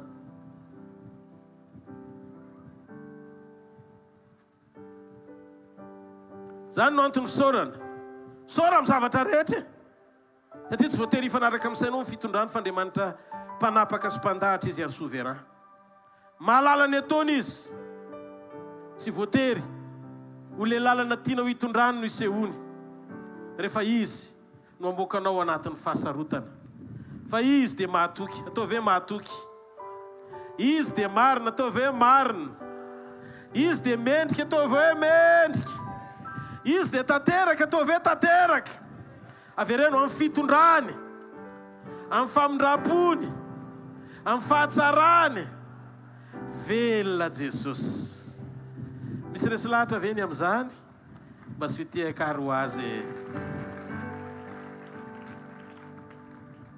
dia zao koa anankiray farany dia iombontsy rehefa tsara ny communionao dia miova amin'ny fomba fijerinao sy ny fiheveranao ny atao hoe fiainana miaraka amin'Andriamanitra maro ny olona mihevitra fa ny fahasoavan'Andriamanitra ny fiainany no alalàna fa mety amin'Andriamanitra izy na valide mety voatabe araboly ianao mety mandeha be ny asanao sy ny tsenanao sy ny fandraharana zay ataonao fa tsy voatery hoe valide n'Andriamanitra ianao tsy hoe inona matery ahy za mbola tsy manambady fa raha men'Andriamanitra vady ahy dia tena zany natsapako eo amin'ny fiainako Andriamanitra non na tonga raha le vady tsy midika hoe valide anao na hoe mananjanaka ianao na manam-pananana be ianao dia mety amin'Andriamanitra mamitaka ny hoe olon'ny fahasoavany ianao averiko dia zay no eritreretanao hoe mety amin'Andriamanitra ianao na tonga dia azo antoka fa raha miverina izy dia d'office na hoe ampiasain'Andriamanitra be amin'ny fanomezam-pahasoavana dia mety avetrany koa amin'Andriamanitra manaraka tsara ve nareo ty point farany ty tena tiako anokafanao masom-pananao tsara mba hahatonga anao olona mpakarina miombona tsara amin'Andriamanitra mety tsy tena mbola mivavaka loatra ianao nefa mety ny zavatra rehetra androany satria tsy zany no midika hoe mety ny ara-pananao Andriamanitra tsy hoe fahalikapoko anao koa nefa fa tiany ianao hibebaka ary mampalahelo dia zao tsy tonga saina mihitsy ny olona zay miaina ny fahasoavany hoe fitiavan'Andriamanitra ny mbola tsy maharavanao na dia tsy mendrika azy ianao jerynareo hoe le mijoro vavolombelona tety ohatra mahita ny tenako zany mijoro vavolombelona ry zareo ndre fa maninona ny ataonao manjany Jesosy satria efa tao amin'izay tsy nantenainy intsony na maliny fanotrona anazy fa iza moa ny zanaky ny mpiara-manompo no andrasany efa hoe ny frantsay amin'ny resaka examen ohatra zany fa rehefa tsy naloha ianao dia any ianao tsy lojika zany efa ny onona hoe aloha miasa dia aloha manaraka vao mieritreritra an'izay examen fa za te hiteny aminao rehefa Andriamanitra ny miasa alleloia amin'ny fahasoavany sy famindram-pony dia manao itsin-dalan'Andriamanitra mavita mamangy hatrany amin'izay tokony hovangina amaly ny zavatra impossible ho tonga possible satria le ato no mamaly fa tsy le fahavitriana na le anao te hanao zavatra fa le fonao mihitsy misaina hoe inona Andriamanitra mionona ary tsy ampiova na ho ina anao valiny ozy izy Andriamanitra donc amaly amin'izay aho izy Andriamanitra dia asehoko fa ny voninahitra tsy meko ny hafa amen zanga nanapohan'izany fa voandroany koa zao voanainao le valy teto niarany danaka teto fa le tsy voatery hoe mivalim-bavaka zay sandratrrehetra koa mivalian'Andriamanitra fa le toe-po feny fanatretena mihitsy fa maninona ny valinao tsy mendrika tokony ho amin'izany dia ozy izy Andriamanitra hoe ay rehefa zay dia ho ataoko le izy amen fa raha vao ianao mitaky eo anaty vavaka hoe zany efa manompo hoe zany ambassadeur nanompoka hoe tamin'ny 2000 te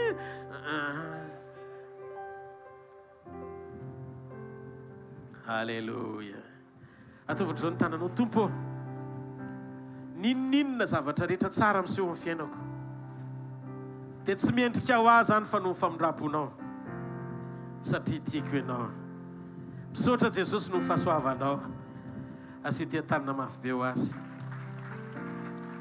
tandre misaotra atrotrany Moïse ianao ozy Andriamanitra taminy hoe teneno ny vatolampy efa itsika tsy enjery ty fa rehefa tezitra izy nikapoha ny vatolampy nomeri toko 2:9 ka hatramin'ny 2:12 vakio any trano Jerova tsy niteny tamin'ny vatolampy misesy fa nikapohany ny vatolampy ary rehefa nikapoha ny vatolampy boboka be ny rano avy eo na dia tsy nanamasina n'Andriamanitra azy misesy azonova izany tsy nanome voninahitra ianao ozy izy Andriamanitra tsy nanamasina ianao tsy nakatony tenika ianao kanefa Andriamanitra mbola nanao fahagagana ihany dia jereo fa nofo ny teny hoe vao nikapohana le rano dia ny olona rehetra ny teny hoe wow fa Andriamanitra ny teny hoe tsy wow fa ina ny tenenin'Andriamanitra tezitra tamin'ny Mosesy Andriamanitra satria tsy nanome voninahitra ianao tsy nanamasina teo mason'i Israely ianao dia mijanona amin'ny ministeranao eny io le izy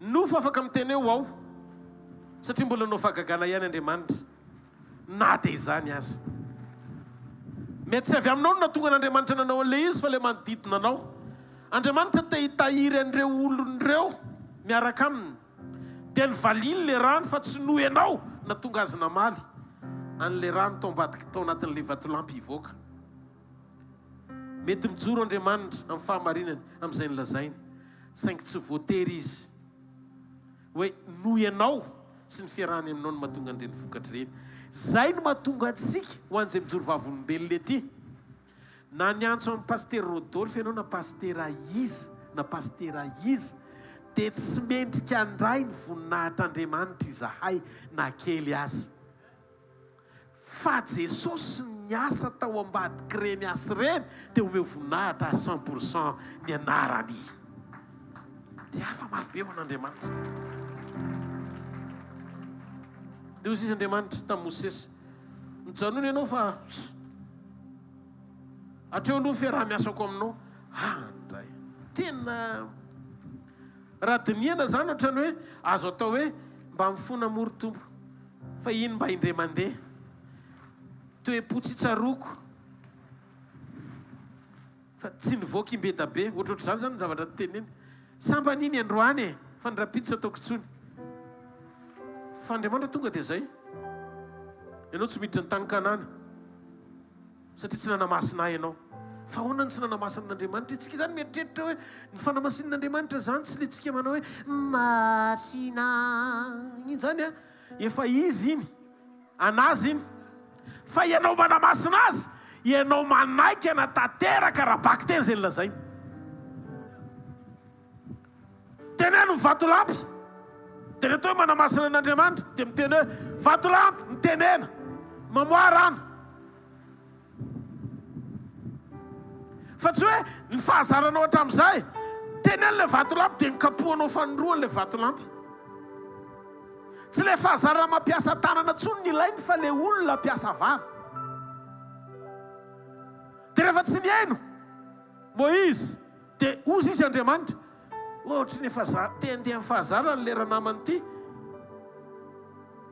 zay no maharatsy an'le hoe nantsony ianao tsy tao anatin'ny fo makatoso manaiky zato isan-jato an'Andriamanitra satria zavatra tsy apozona ohatra ny Mosesy dia manakana ny Mosesy tsy tafiditry ny tankanany. Mosesy tsy netiny nataony fa mbola niasa ihany Andriamanitra. Ianao miaina amin'ny fahalotona mety hoe efa miteny Andriamanitra hoe atsaharo fijangajangana io e, aza mandaingy, aza manota, aza mangalatra, kanefa Andriamanitra mbola mitomtanao ihany. Ohatra hitanao mbola metimety ihany le fiaina dia ianao rehefa avy eny ny fahasoavany sy ny famindram-pony moa zany dia zao mbola ohatr'izao tsika mandrak'androany. Mbola ohatr'izao no mandrak'androany satria eo ny famindram-pony sy ny fahasoavany, fa ny alehibean'ny famindram-pony hitonanao hibebaka hiala amin'io fa tsy haino an'io zavatra tsy mety ataonao io. Aza mampiasa ny fitiavany ho lalana namarina tena fa hoe mety aminy ianao kanefa tsy mety mibebaka. Indraindray ianao mandalo fitsapana satria mafilo sahala amin'ny Jona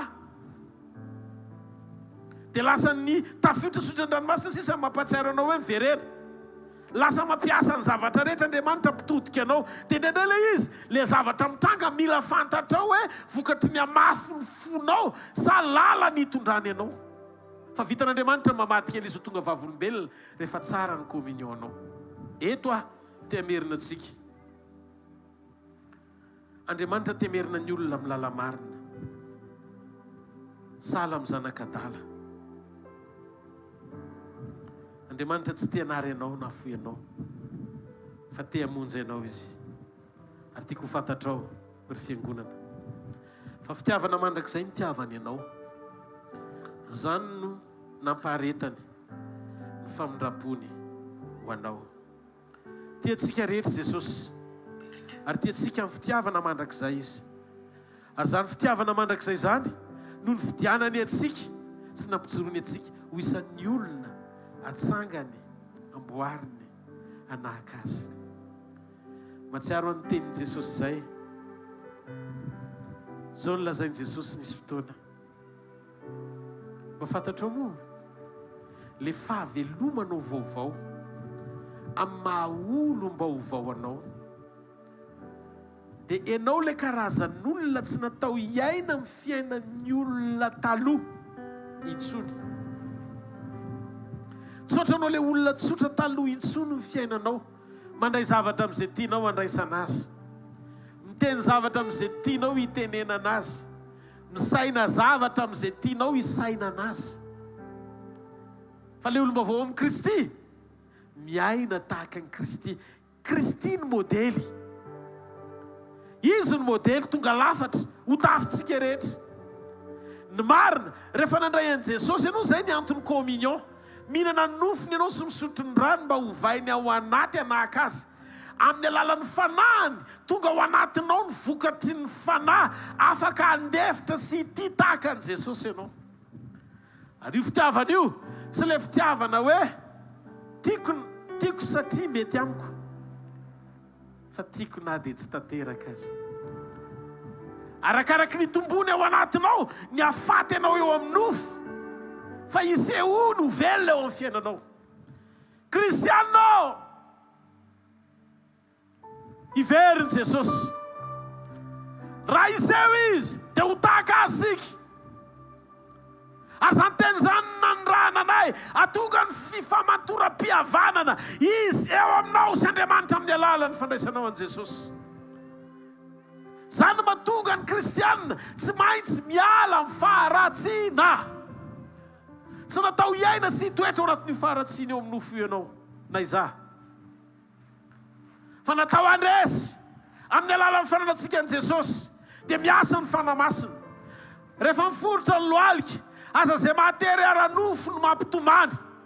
Fa mba atao faniriana ny anahaka an' Jesosy avesatra ao anatinao ro toetra sy ireo karazana fahazana tsy araky ny sitrapony tokony ialanao. Ny mamaika an' Jesosy dia anao anahaka azy. Ary ny tanjony nahatongavany atonganao anahaka an' Jesosy zato isan-jato. Izy ny lamato. Ary tahaka azy ny fisehonao na ny fitiavana, na ny fandeferana, na ny fanetretena. Indrindra maneho ny toetrany mba haneho ny asany. Zany no atao hoe finoana an'i Kristy. Androany ao anatin'izao fiombonana izao satria zanaka akariny tsika anakazy amin'ny fotoana iverenany tiaka ianao hitsangana eo amin'ny toerana misy ianao. Tsy afaka ahazaka ny fitondrany ny fonao, tsy afaka ahazaka ny teniny ny ao anatinao raha tsy feno fepetra ny fankatoavanao azy. Zany no antony nahatonga n'ilay mpanompo tao kanan'ny Galilea nazaky zay zavatra ny tenenin' Jesosy no comment. Ny antony satria nisy marina mpiomana azy oatra hoe ataovy zay asainy ataonareo.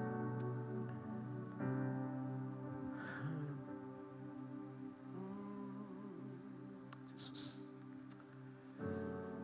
oh fanamasina.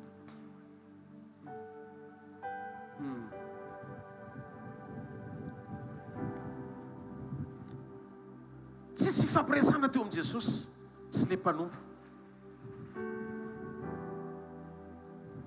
Fa rehefa avy nanoma ny Maria ny fon'ny mpanompo akato, ny fon'ny mpakato dia tazan'Andriamanitra eny laviteny tsy mila tenenina. Fa raha ianao miezaka mody makato eo mason'ny pastera sy ny olona na mpanompon'Andriamanitra, fa natinao zavatra hafa dia hitany io hoe tsy vonany akato fotsiny fa hoe tsara velatsy eo masona mpanompon'Andriamanitra. Hitany io. Fa rehefa tena hitan'Andriamanitra feno fepetra fankatoavanao azy, tonga dia mandefa teny Jesosy amin'izay, feno io rano ziny. Dia nareo ve nieritreritry hoe raha tsy nisy mariny toro eo ataovy zay sainy ataonareo sy nampiomana amin'ny fondra mpanomponao? Tsy efa nitenindreo hoe sy neny anatin'ny fanaovana fitaomana divay eny no ilaina ramoseva tsy le ty ivelany fenoina rano e. Efa ampy nasaina efa tonga daholo noho izany tsisy hiditra nasatanana ntsony eo. Fa rehefa niteny hoe ataovy zay sainy ataonareo, ny omana ny fo tsisy ady hevitra fa tonga dia nalaina le rano dia tovozona ny fenoina le siny. Teo izy Jesosy hoe eto any amin'izay nasaina amin'izay tonga dia zarao. Tsisy anankiray namalina ny tsy valina ny teny hoe rano tsy ranony ny ilaina fa divay e. Fa jereo, problemanao raha vao tsy tsara communion na Andriamanitra azy ilanao fanazavana be dia be amin'izay zavatra tsy azonao nefa sainy ataonao. Sampy mifatra ny fankatoavana ao anatin'ny olona tsy tsara communion. Fa voalasa le izy nandeha le mpanompona anaty dia rehefa nalefa le ranom-boaloboka amin'ny fiazana eny atao hoe divay. Fa le rano novana divay mahagaga indray matsiro lavitra no le ranom-boaloboka tena izy, satria ny tena voaloboka tsy le taloha fa le nembavan Jesosy amin'izay satria izy ny tena voaloboka ary sika ny sampany tsy maharety eka ao an'Andriamanitra. Alleloia. Ho an'izay tsy mitazona kapoaka sotra tompoko. Amen. Androany eto le mpanasa tsy miova, tsy fanasan'ny olona androany, fanasan'i Jesosy androany. Magnataka anao azy sokafo ny fonao. Nizaniza tonga eto fantatrao anaty communion fa mety misy lalana mifanohatra. Reny le point rehetrarehetra reny enoy any an-trano ray mandeha dia manombo manokatra amin'ny vavanao miteny an'i Jesosy amin'izay. Tonga eo amin'ny sommet an'ny fiainako Andriamanitra. Sommet tsy maintsy anapahako hevitra amin'izay. Ilatsahako eo amin'ny toeran'ny olona. Miaino anao tsy misy sivana. Ary mipirimoano miteny aminareo indraindray. Reny teny tsy mahafinaritra ny sofinao reny anao tonga dia madily be zany ny sofinao dia mitady anoatra sy kritika ianao amin'ilay fanaratsy mitady azonanao eo amin'ilay toerana misy anao eo. Dia tady ho tafitohana miteny famarinana ny any am-ponao. Iny mihitsy le andrasan'i Jesosy aminao. Fa vitan'ny Satana ao anaty fahazarana mbola manampina ny sofinao tsy hafanao. Mijoro ao anatin'ilay izy. Fa mijoro sy mitra segondy itenenako izao. Hiditra tsehatra amin'ny fanamasina. Tena manganao manokana ao anatin'ny fonao. Satria misy fotoana tena mangin'Andriamanitra anao hoe tsy maintsy miova amin'izay za, dia tsy maintsy miova amin'izay koa ianao. Dia le lalana tsy avelan'Andriamanitra andeha mora satria efa hitan'Andriamanitra hoe any amin'ilay kion-dalana sy fahafahana nanganony ianao mba hifankahitanao amin'izay za sy ianao androany. Miangavy ianao sokafo ny fonao dia teneny Jesosy. Tompo, ovay ny foko mora anarina. Fanamasino tario hoento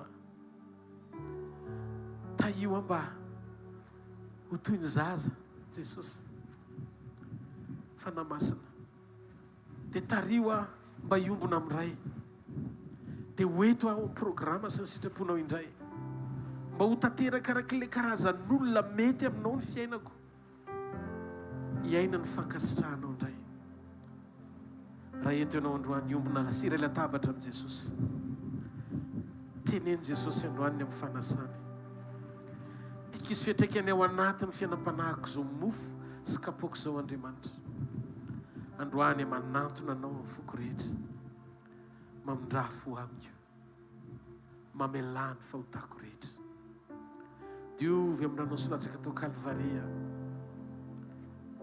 tiako fantatrao fa mety tsy hitany masonao fa lay misarin-tsaina hoe manatrika anao Jesosy ary amin'ny fanatrehany ianao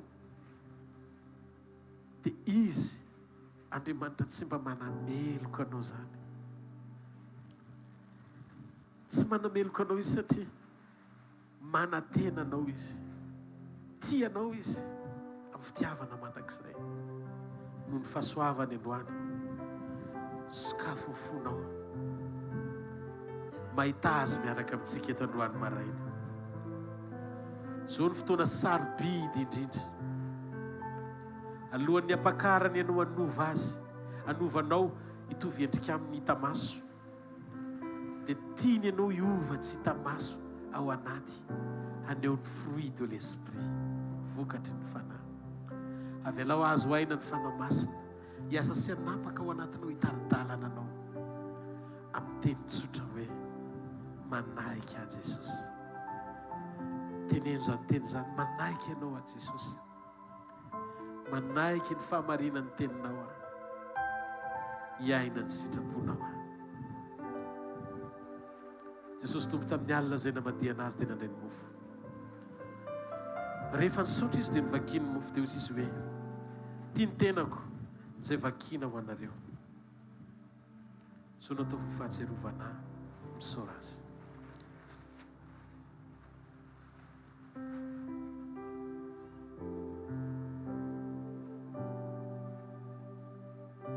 misaotra Jesosy ny amin'ny tenanao zay nivakina raha tsy nanaiky ny vakina ny tenanao dia tsy latsaka ny ranao fa noho ny tenanao vaky dia latsaka ny ranao zay fanekena mahasoa ny fiainam-pananay koa amin'ny famelan-keliko araka ny teninao hoe tia ny kapoaka ny fanekena vaovao sady mandrakizay zay nalatsako anareo ny tompo famelana ny fahotanareo ka nao vinareo mihinana amin'ny mofo sy misotro amin'ny kapoaka dia manambara ny nahafatesan'i Jesosy mandam-piavana ho avy Jesosy ary ho avy tokoa izy ary rehefa iseho izy dia ho tahaka azy sika menakavy misaora azy misaotra Jesosy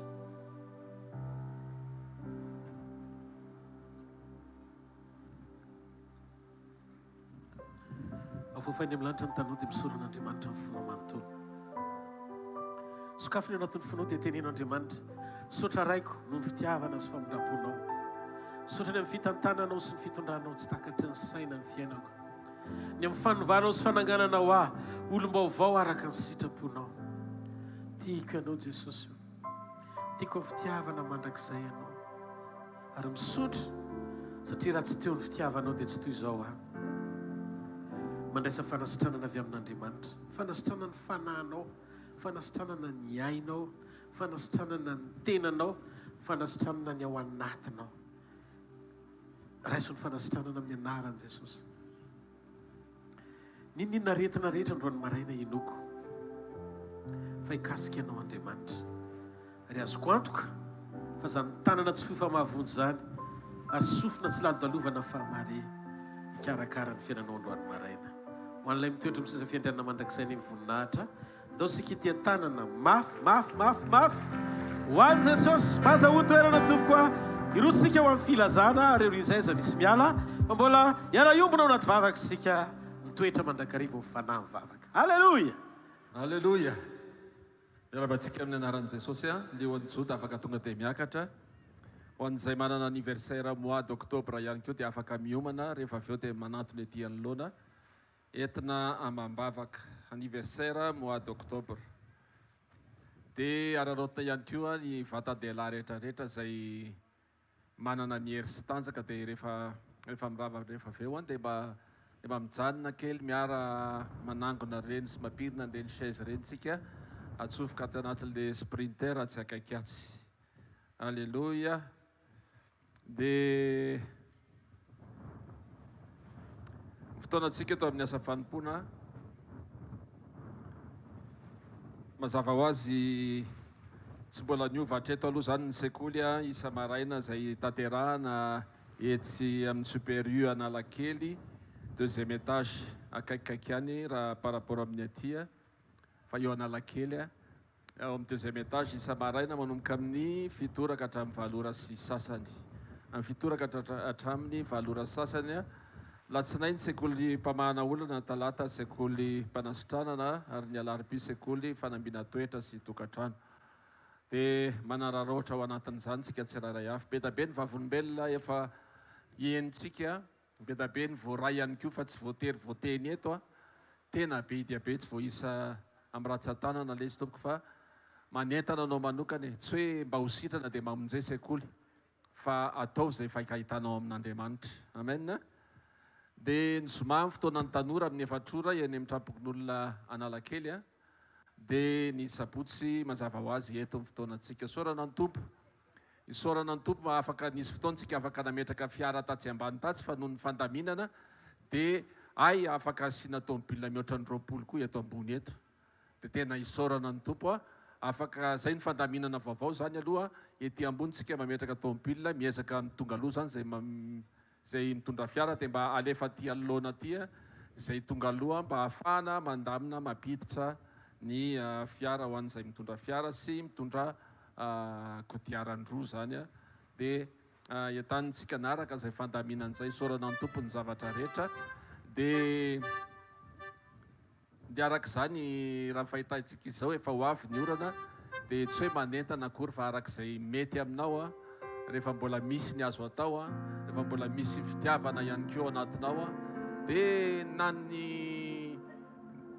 na le mikopakopaka eny ambony eny raha isaorana ny tompo fa misy ny rivotra fa mbola isaorana ny tompo ihany koa raha ohatra ka mba mitafo tsara tsika dia mba misy sakana amin'ny sisiny avisy havanana sy ariana ao ariana mba afaka mba milamina tsara tsika mba manatanteraka fotoam-bavaka mahafinaritra eto ataovy izay mety zay afaka ataonao voninahitry ny tompo rery zany tsy akaterena akory misaotra ny tompontsika ny amin'izany rehetrarehetra zany.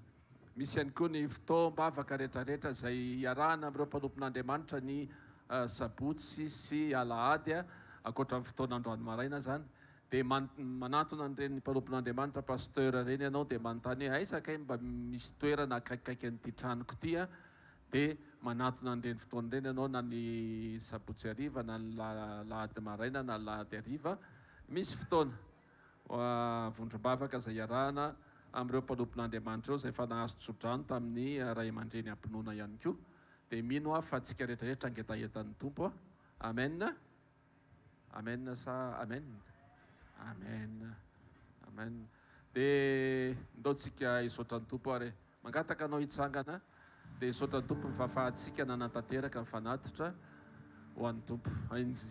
Mbola tsy hahinjitra ety anoloana ny tanana satria ilay izy mbola tsy tonga aty dia misaotra ny tompo tsika afaka nanatanteraka n'izany ny FM 90.8 aza adino ny hvkl-mission amin'ny Facebook dia ahafahantsika manaraka foana ny tenin'Andriamanitra sy ny fiterana. Ainjiro aty aloha raha ny tananao tendao isika hivavaka ray amin'ny anaran'i Jesosy misaotra anao zahay. Makasitraka tompo noho ny amin'ny fitiavanao. Raha tsy amin'ny fitiavana dia tsy misy azo atao azahoana sitraka aminao Andriamanitra. Zany no anatanteranay ny fanatitra fa folo-karena sakrifisy avy any aminao ihany Andriamanitra. Mety sombotsombony zany fa fantatray fa jerenao ny ao am-ponay tsirairay avy. Faly zay Andriamanitra miaraka aminao, faly zay miombona aminao. Raiso anitra kasitrahany zany mba voninahitry ny anaranao mba tahihany koa ny asa fanompon'Andriamanitra.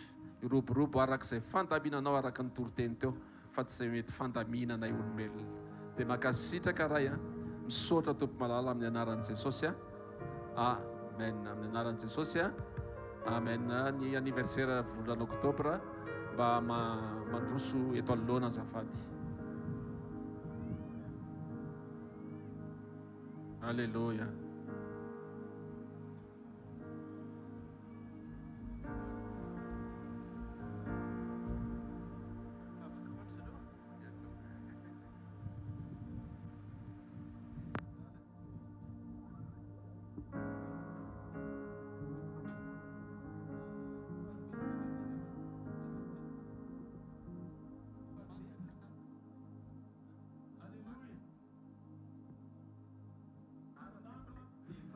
avy amin'Andriamanitra, fanomezana avy amin'Andriamanitra ny tombonandro, fa tsy hoe tsika no mivavaka mba azo tombony.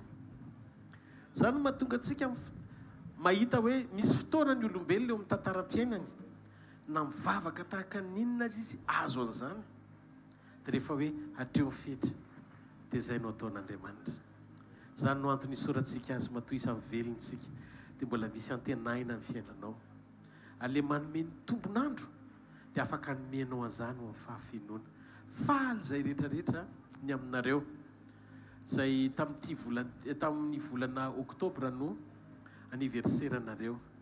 Midika izany hoe nanomboka tamin'izay koa ilay taom-baovao, sa tsy zany? Izay ilay taom-baovao nanomboka tamin'izay, ilay taom-baovao anao manokana. Ny 1er janvier ho an'ny olona rehetra fa ny anniversaire ho anao manokana. Dia izay rehetrarehetra miara-mifaly aminareo hitsodranonareo ny amin'izany tombonandro izay nomen'Andriamanitra nareo zany. Tsika rehetra nintsitra ny tanantsika amin'reto rahalahy sy anabavy sy sakaizatsika reto androany natratra n'izany tombontony izany ho voninahitra Andriamanitra. Raha eo amin'ny anaran'i Jesosy tiakasitraka anao zany amin'reto mpanompo zanakao reto izay sarobidy, misaotra ny amin'ny fiarovanao ny fiainany, misaotra ny amin'ny fofinaina izay nataony eo ambahavoronao, eo ambahavorony, ny fofinaina izay napetrakao eo ambahavorony, izay mbola ahafahany mijoro androany. Isan'ny olona azo antenaina makivaky indray ny fiainana miaraka aminay tsirairay avy, satria misy raharaha mbola ilanao azy Andriamanitra. Ninonninona izay raharaha izay izay antom-pisiana ilanao an'izy ireo tsirairay avy dia ataovy tanteraka eo amin'ny fiainany Andriamanitra. Aza vela izy fiadiana voaforona melezana amin'ny fiainana izany ka ho ambininy. Fa aoka izy anapahatsapana ny fanatrenao sy ny fombanao azy amin'ny lafim-piainany iray manontolo. Da io izy amin'ny zavatrehetra izay ataony Andriamanitra, ny fiainam-panahiny, amin'ny ainy, ny amin'ny asany tanany, ny amin'ny zavatra izay ataony, meo azy fahasalamana, hery, tanjaka, fenony isan'ny androny, ahafahany miazakazaka sy manompo anao. Tanterao araka ny sitraponao amin'ny fiainany Andriamanitra, mba ho isan'ny olona anafahatsapana izy eo amin'ny fiainany hoe tsy irery, fa amin'ny fiainany mandrakariva tokoa. Ianao araka ny teninao hoe indro ombanao mandrakariva, mba raha-pahatonga ny fahataperany zao tontolo zao. Mandehananareo eo ambany tanàmaherin'Andriamanitra sy ny famindram-pony, fa ny tompo ombanareo mandrakariva. Tsy ravo zany ianao, tsy reraka zany ianao eny am-pandehanana, tsy ho raraka zany ianao amin'ny zavatra izay ataonao, fa Andriamanitra ho lohalalina sy ho vodilalanao. Izy hanotrona anao sy araka aminao, ny fanatrehany sy ala aminao mandrakizay. Ary azoko antoka fa izy ilay joro amin'ny fahasarom-piaro hitahiry anareo tsiray avy mandra-piaviny. Ho voninahitry ny anarany rerany ny fiasinareo amin'ny anaran'i Jesosy. Amen. Manantona tsirairay hito fotsiny angamba dia tsofinareo mandehana amin'ny anaran'i Jesosy.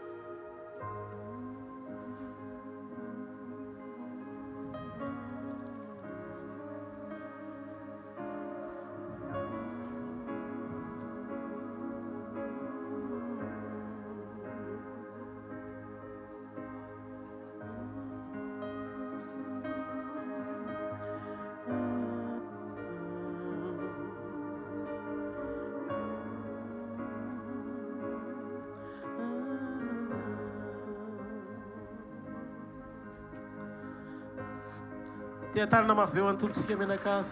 Alleluia!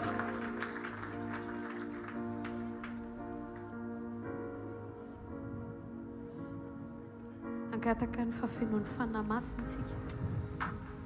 Da ho anaiky ho isan'ny olona izay ho sahy laza, ho sahy ngetaheta, ho vaina ho tahaka ny zaza. Fanahy masina ndreto izay olonao amin'ity maraina ity. Tsy tahaka ny idiranay eto Jesosy ny tianay hodina ny tokantrano tsirairay avy fa tianay Jesosy eo mba ny fonay ho tany lonaka mora ny rinin-teninao avy fanamasina dia ianao no miasamy fombanao aoka hiesitra ny kajikajy maha-olombelona aoka kosa Jesosy alay toetranao ho tafapaka ty anatinay ho lasa fiainanay mba ho hita taratra ny fahavelomanay ny fisinao ety ambony tany aoka tsy handisy fanantenananao zay Jesosy fa nay kovaina na amin'ny fiteny na amin'ny fisainana na amin'ny fijoro amin'ny fitepony fo amin'ny fitondran-tena rehetra Jesosy eo ataovy izay tianao fanamasinao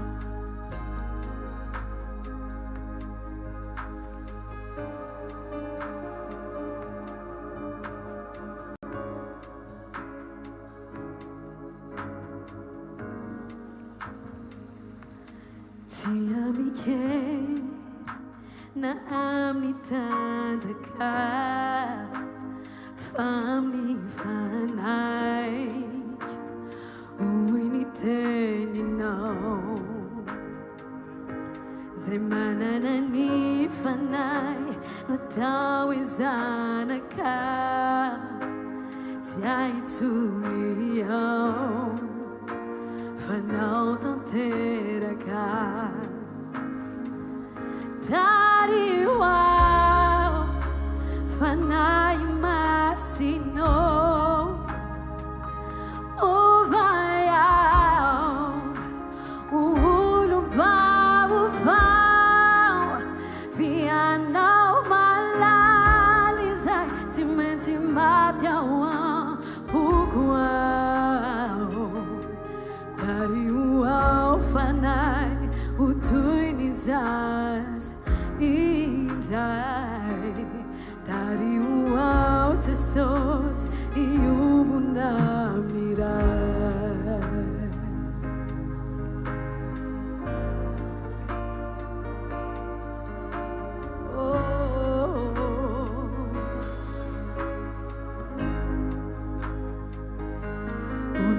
unenunifuk ufituera masinao faleme panay nusitakawanay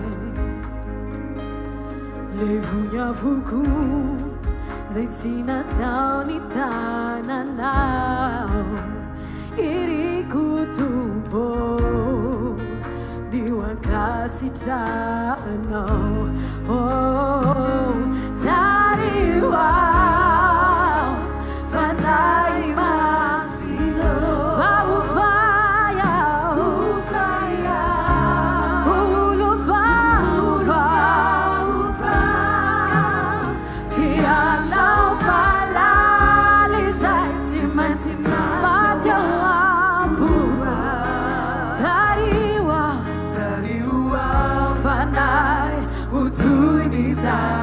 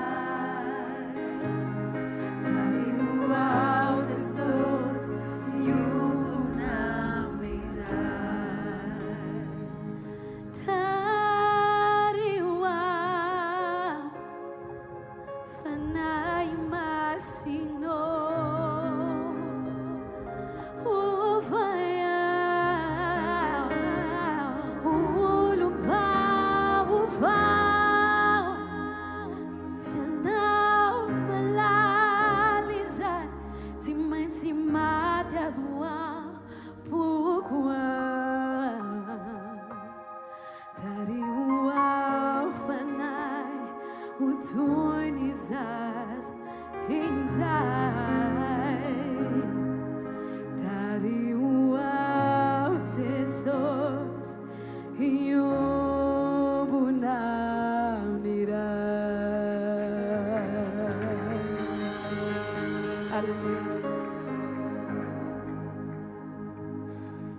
Alleluia. Totsika araka idiran'i Jesosy asandra tsika ny anaran'i Jesosy ilay Andriamanitra mahery indrindra. Amen.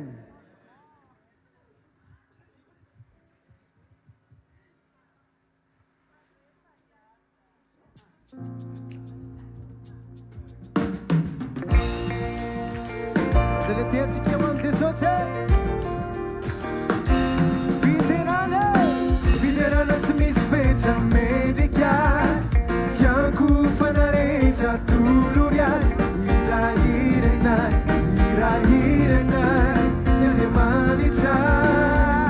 Alleluia, alleluia sy ny hosana mendrika ho azy ny fideranako vatanane mandeha miagavanane hirahirenay ny Andriamanitra. Aza fifavritra sanaty mavisa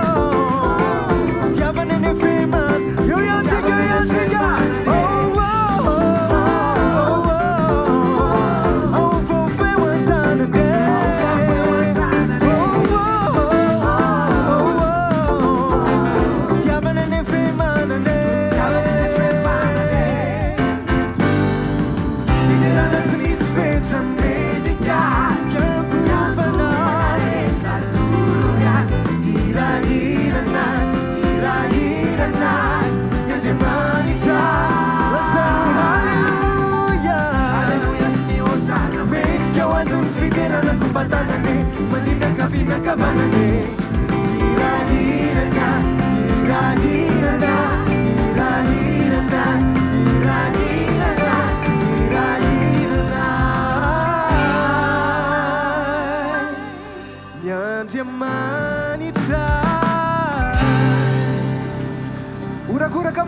Jesosy izany lovy am Jesosy tenenao Jesosy za kofa lovy aminao e avereny Jesosy za kofa lovy aminao e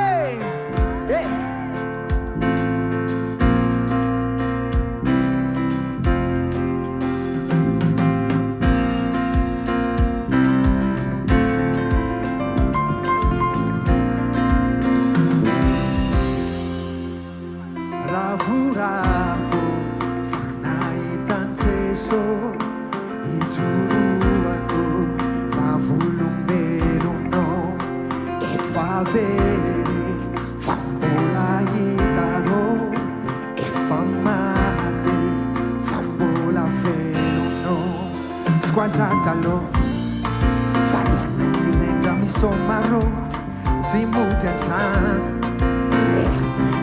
fabariko safatsiany fa safanahitanytiako ho a Jesosy manana zamana tsika rehetra vozafa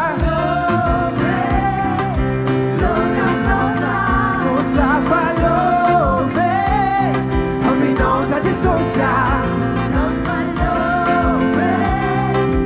love aminao za tsisa sarakana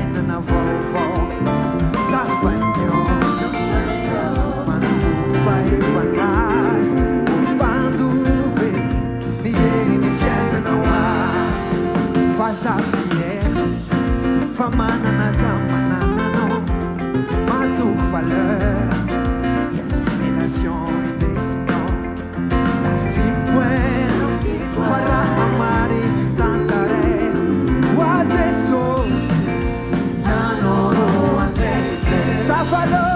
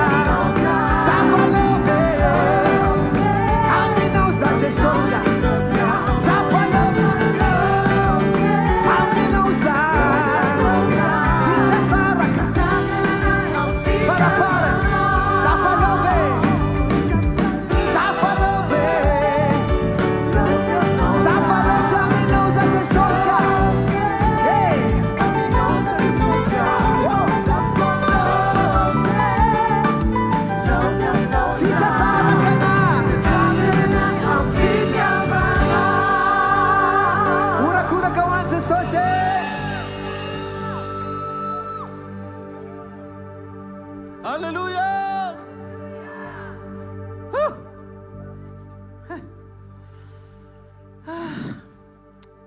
Ovina re misy maraina mandra-parivan'ny andro izy aloha mifaly teto amin'ny fanatrehan'Andriamanitra izy. Mba fantatra aloha ny teny voalaza amin'ny mpanao salamo eo amin'ny fanatrehan'Andriamanitra ho ny fahavokisam-pifaliana. Ny olona rehetra afaka mifaly fa ny atao hoe voky dia afa-po satria ny fifaliana dia vokatry ny fanahy. Amen. Dia zao rehefa mody ianao tsy hoe ny fanatrehan'Andriamanitra eto ihany fa ny fanatrehan'Andriamanitra dia ao anatinao ihany koa. Rehefa tonga any an-trano alefaso ny lamozika. Amen. Faly eo an-trano alefaso le mihira fideran-dreny dia aoka ny fonao hitsoka an'Andriamanitra tena iakoaka eo anatrehany anaiky ny sitrapony ary ho velona eo amin'ny fiainanareo menakavy izy. Amen. Afatra kely vetivety ho antsika rehetra izay mangetahetany hanao batisa androso amin'izany eo anatrehan'Andriamanitra satria renao mihitsy hoe votom-pinoana ianao matoky tsara an'Andriamanitra ianao tsy vadika amin'i Jesosy mandrakizay ianao dia makanisa ty paster sandratra ny vetivety misoratra anarana amin'ny tiramose ty sady paster zao hitanareo angambany izy zany mahatonga na miantso anazy izy ohatratra mipozipoziny Jesosy zany rehefa jerena mitarena dia any aminazy fotsiny nareo misoratra anarana rahalahy Jesosy ty rahalahy ty. Amen. Dia soraty eo fotsiny ny anarana dia afaka mandrositsika amin'ny fampiofanana amin'ny herinandro ty ihany. Dia raha tianao dia après amin'ny fotoana eto amin'ny heriny dia miroso makany amin'ny batisa daholo tsika menakavy izay voninana tanteraka an'izany. Asio tiatarana mafy eo an'Andriamanitra. Amen. Zao ary ahofany amin'ny lanitra ny tanao dia misaora azy amin'ny fonao manontolo. Teka sitraka sisotranao zay Andriamanitra. Misaotra amin'ny fonao sy ny fitiavanao izay namanginao anay tamin'ny alalan'ny teninao. Misaotra fa isan'izay nasainy zay afaka niombona latabatra taminao. Tena mpanomponao zay Jesosy. Anao mandrakizay zay. Aza mafoina mandao anay na ray segondra akory azy. Araka ny teninao momba anay mandrakariva ianao.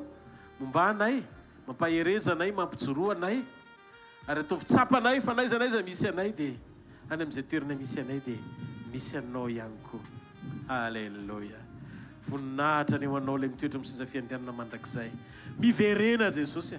Tongava amin'izay. Mangeta etanao zay ary mino zay fa fotoana iverenanao tsisy ety intsony zay na ray azy. Fa iny amin'ny raha lanitra ny randevoanay na ho raha hariva na ho raha alina na raha pitso maraina na amin'ny fotoana inona na amin'ny fotoana inona zany no andrasanay eto ambonin'ny tany Jesosy. Tsisy ranomaso, tsisy centro. Zany fiadanana zany dia ho fiainanay mandrakizay miaraka aminao. Hitanareo ny Jehovah ka hiaro anareo. Mampamirapiratra ny tavany aminareo ny Jehovah ka mindra fo aminareo. Ananatra ny tavany aminareo Jehovah ka menareo fiadanana amin'ny anaran'ny Ray sy ny Zanaka ary ny fanahy masina. Amen. Farany tsy hoe fanetanana, tsy manetana ako fa ny témoignage dia mampahery ny eo akaikinao. Marina fa tsara mahazo maheno ny témoignage nareo hoe paster ny zavatra ny trango ohatr'izao fa tena mahagaga. Dia gaga rehefa tonga le vavolombelona eto le niantso ana rehetrrehetra efa misy 20 ao anatin'ny semaine. Tsisy miakatra tiana ray ary fa hitahanareo Andriamanitra. Za aloha mahery amin'ilay izy mampahery ana be le izy fa aza menatra averenany amin'i Jesosy ny voninahitra fa misy olona tena mitsotra aminareo nitoroteny ao anatin'ny adiny ray dia voafinty ny témoignage anankiray iainanao na hitanao ny tanan'Andriamanitra. Amen. Dia aza menatra fa averenany amin'i Jesosy ny voninahitra. Tsy manondro olona, tsy manondro pastera nampiasain'Andriamanitra, tsy manondro fa tonga dia Jesosy fotsiny zao nataon'i Jesosy tamiko. Zao ny zavatra nitranga teo amin'ny fiainako dia nikasika Jesosy rehefa niantso azy. Amen.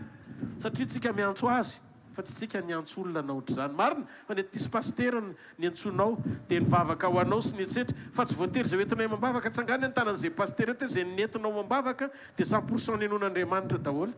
Tonga dia mivaliany daholo. Tanao fa tsisy manangan-tanana zay. Tsy avy aminay zany le izy. Amen. Fa avy amin'iza le izy. avy amin' Jesosy tonga dia omeo voninahitra Jesosy dia mitodika any amin'ny Jesosy ny olona dia mitady an'i Jesosy ny olona dia miantso an'i Jesosy ny olona dia mety eo amin'ny Jesosy ny olona mandra-piavina asio tia tanana mafy ho an'Andriamanitra alleloia raha sy nitsodrano izay tononiko amin'ny anaran'i Jesosy hitanareo ny Jehovah ka hiaro anareo ampamirapiratra ny tavany aminareo ny Jehovah ka mindra fo aminareo anandratra ny tavany aminareo ny Jehovah ka nomenareo fiadanana zareo mpifaliana be mihitsy ny fiadanana ny fahasoavana teneny eo akaikinao fahasoavan'Andriamanitra hoe matoy izao anao dia fahasoavan'Andriamanitra matoy izao ah hoe dia famadika kely ndray fahasoavan'Andriamanitra ndray matoy izao ah fahasoavan'Andriamanitra matoy izao dia fahasoavan'Andriamanitra matoy izao anareo andao hoe tia tanana mafy be ho an'i Jesosy alleloia aza dino fotoanantsika latsinainy talata larobia maraina amin'ny fitora ka hatramin'ny valora sasany eny amin'ny shoprite Analakely 2e étage dia ny zoma hariva fotoanany jeune na tanora etsy amin'ny tranopokon'olona Analakely manomboka amin'ny 4 ka hatramin'ny 9 ary ny sabotsy maraina toy izao a ety amin'ity toerana mahafinaritra ity izay misy ny centre mariana ihany koa ho antsika rehetrarehetra zay ao anatin'ny membre le komity mpanangana ny centre itsika rehetra moa komity daholo amen fa zay rehetra anina tonga dia anomboka amin'ny latsinaintsika hijery vy a dia tonga dia efa mba efa tsy mety tsony zany zao zavatra zao e goelaka rovotra saotra zany a tena fa mba manomboka leo an'izany tsika sa tsy zany dia miara manao tana maro tsika mpanataterana ny asan'Andriamanitra sa tsy zany e ohatrany tamin'ny miananao ny tamboho e nataon'Andriamanitra vesatra atao am-pon'ny olona nanatanteraka an'izany a dia atao ampitiavana izany rehetrarehetra ny voninahitr'Andriamanitra zao farany tenenina eo akaikinao tiako ohatra ny fitiavan'i Jesosy ianao hoe maherezy ianao hoe a za hivavaka ho anao ary ianao hivavaka ho ahy dia teneny miandry an'i Jesosy sika hoe dia zavatra telo ny angatahako aminao hoe mijoroa amin'ny fahamarinana miaina amin'ny fahamasinana matahora an'Andriamanitra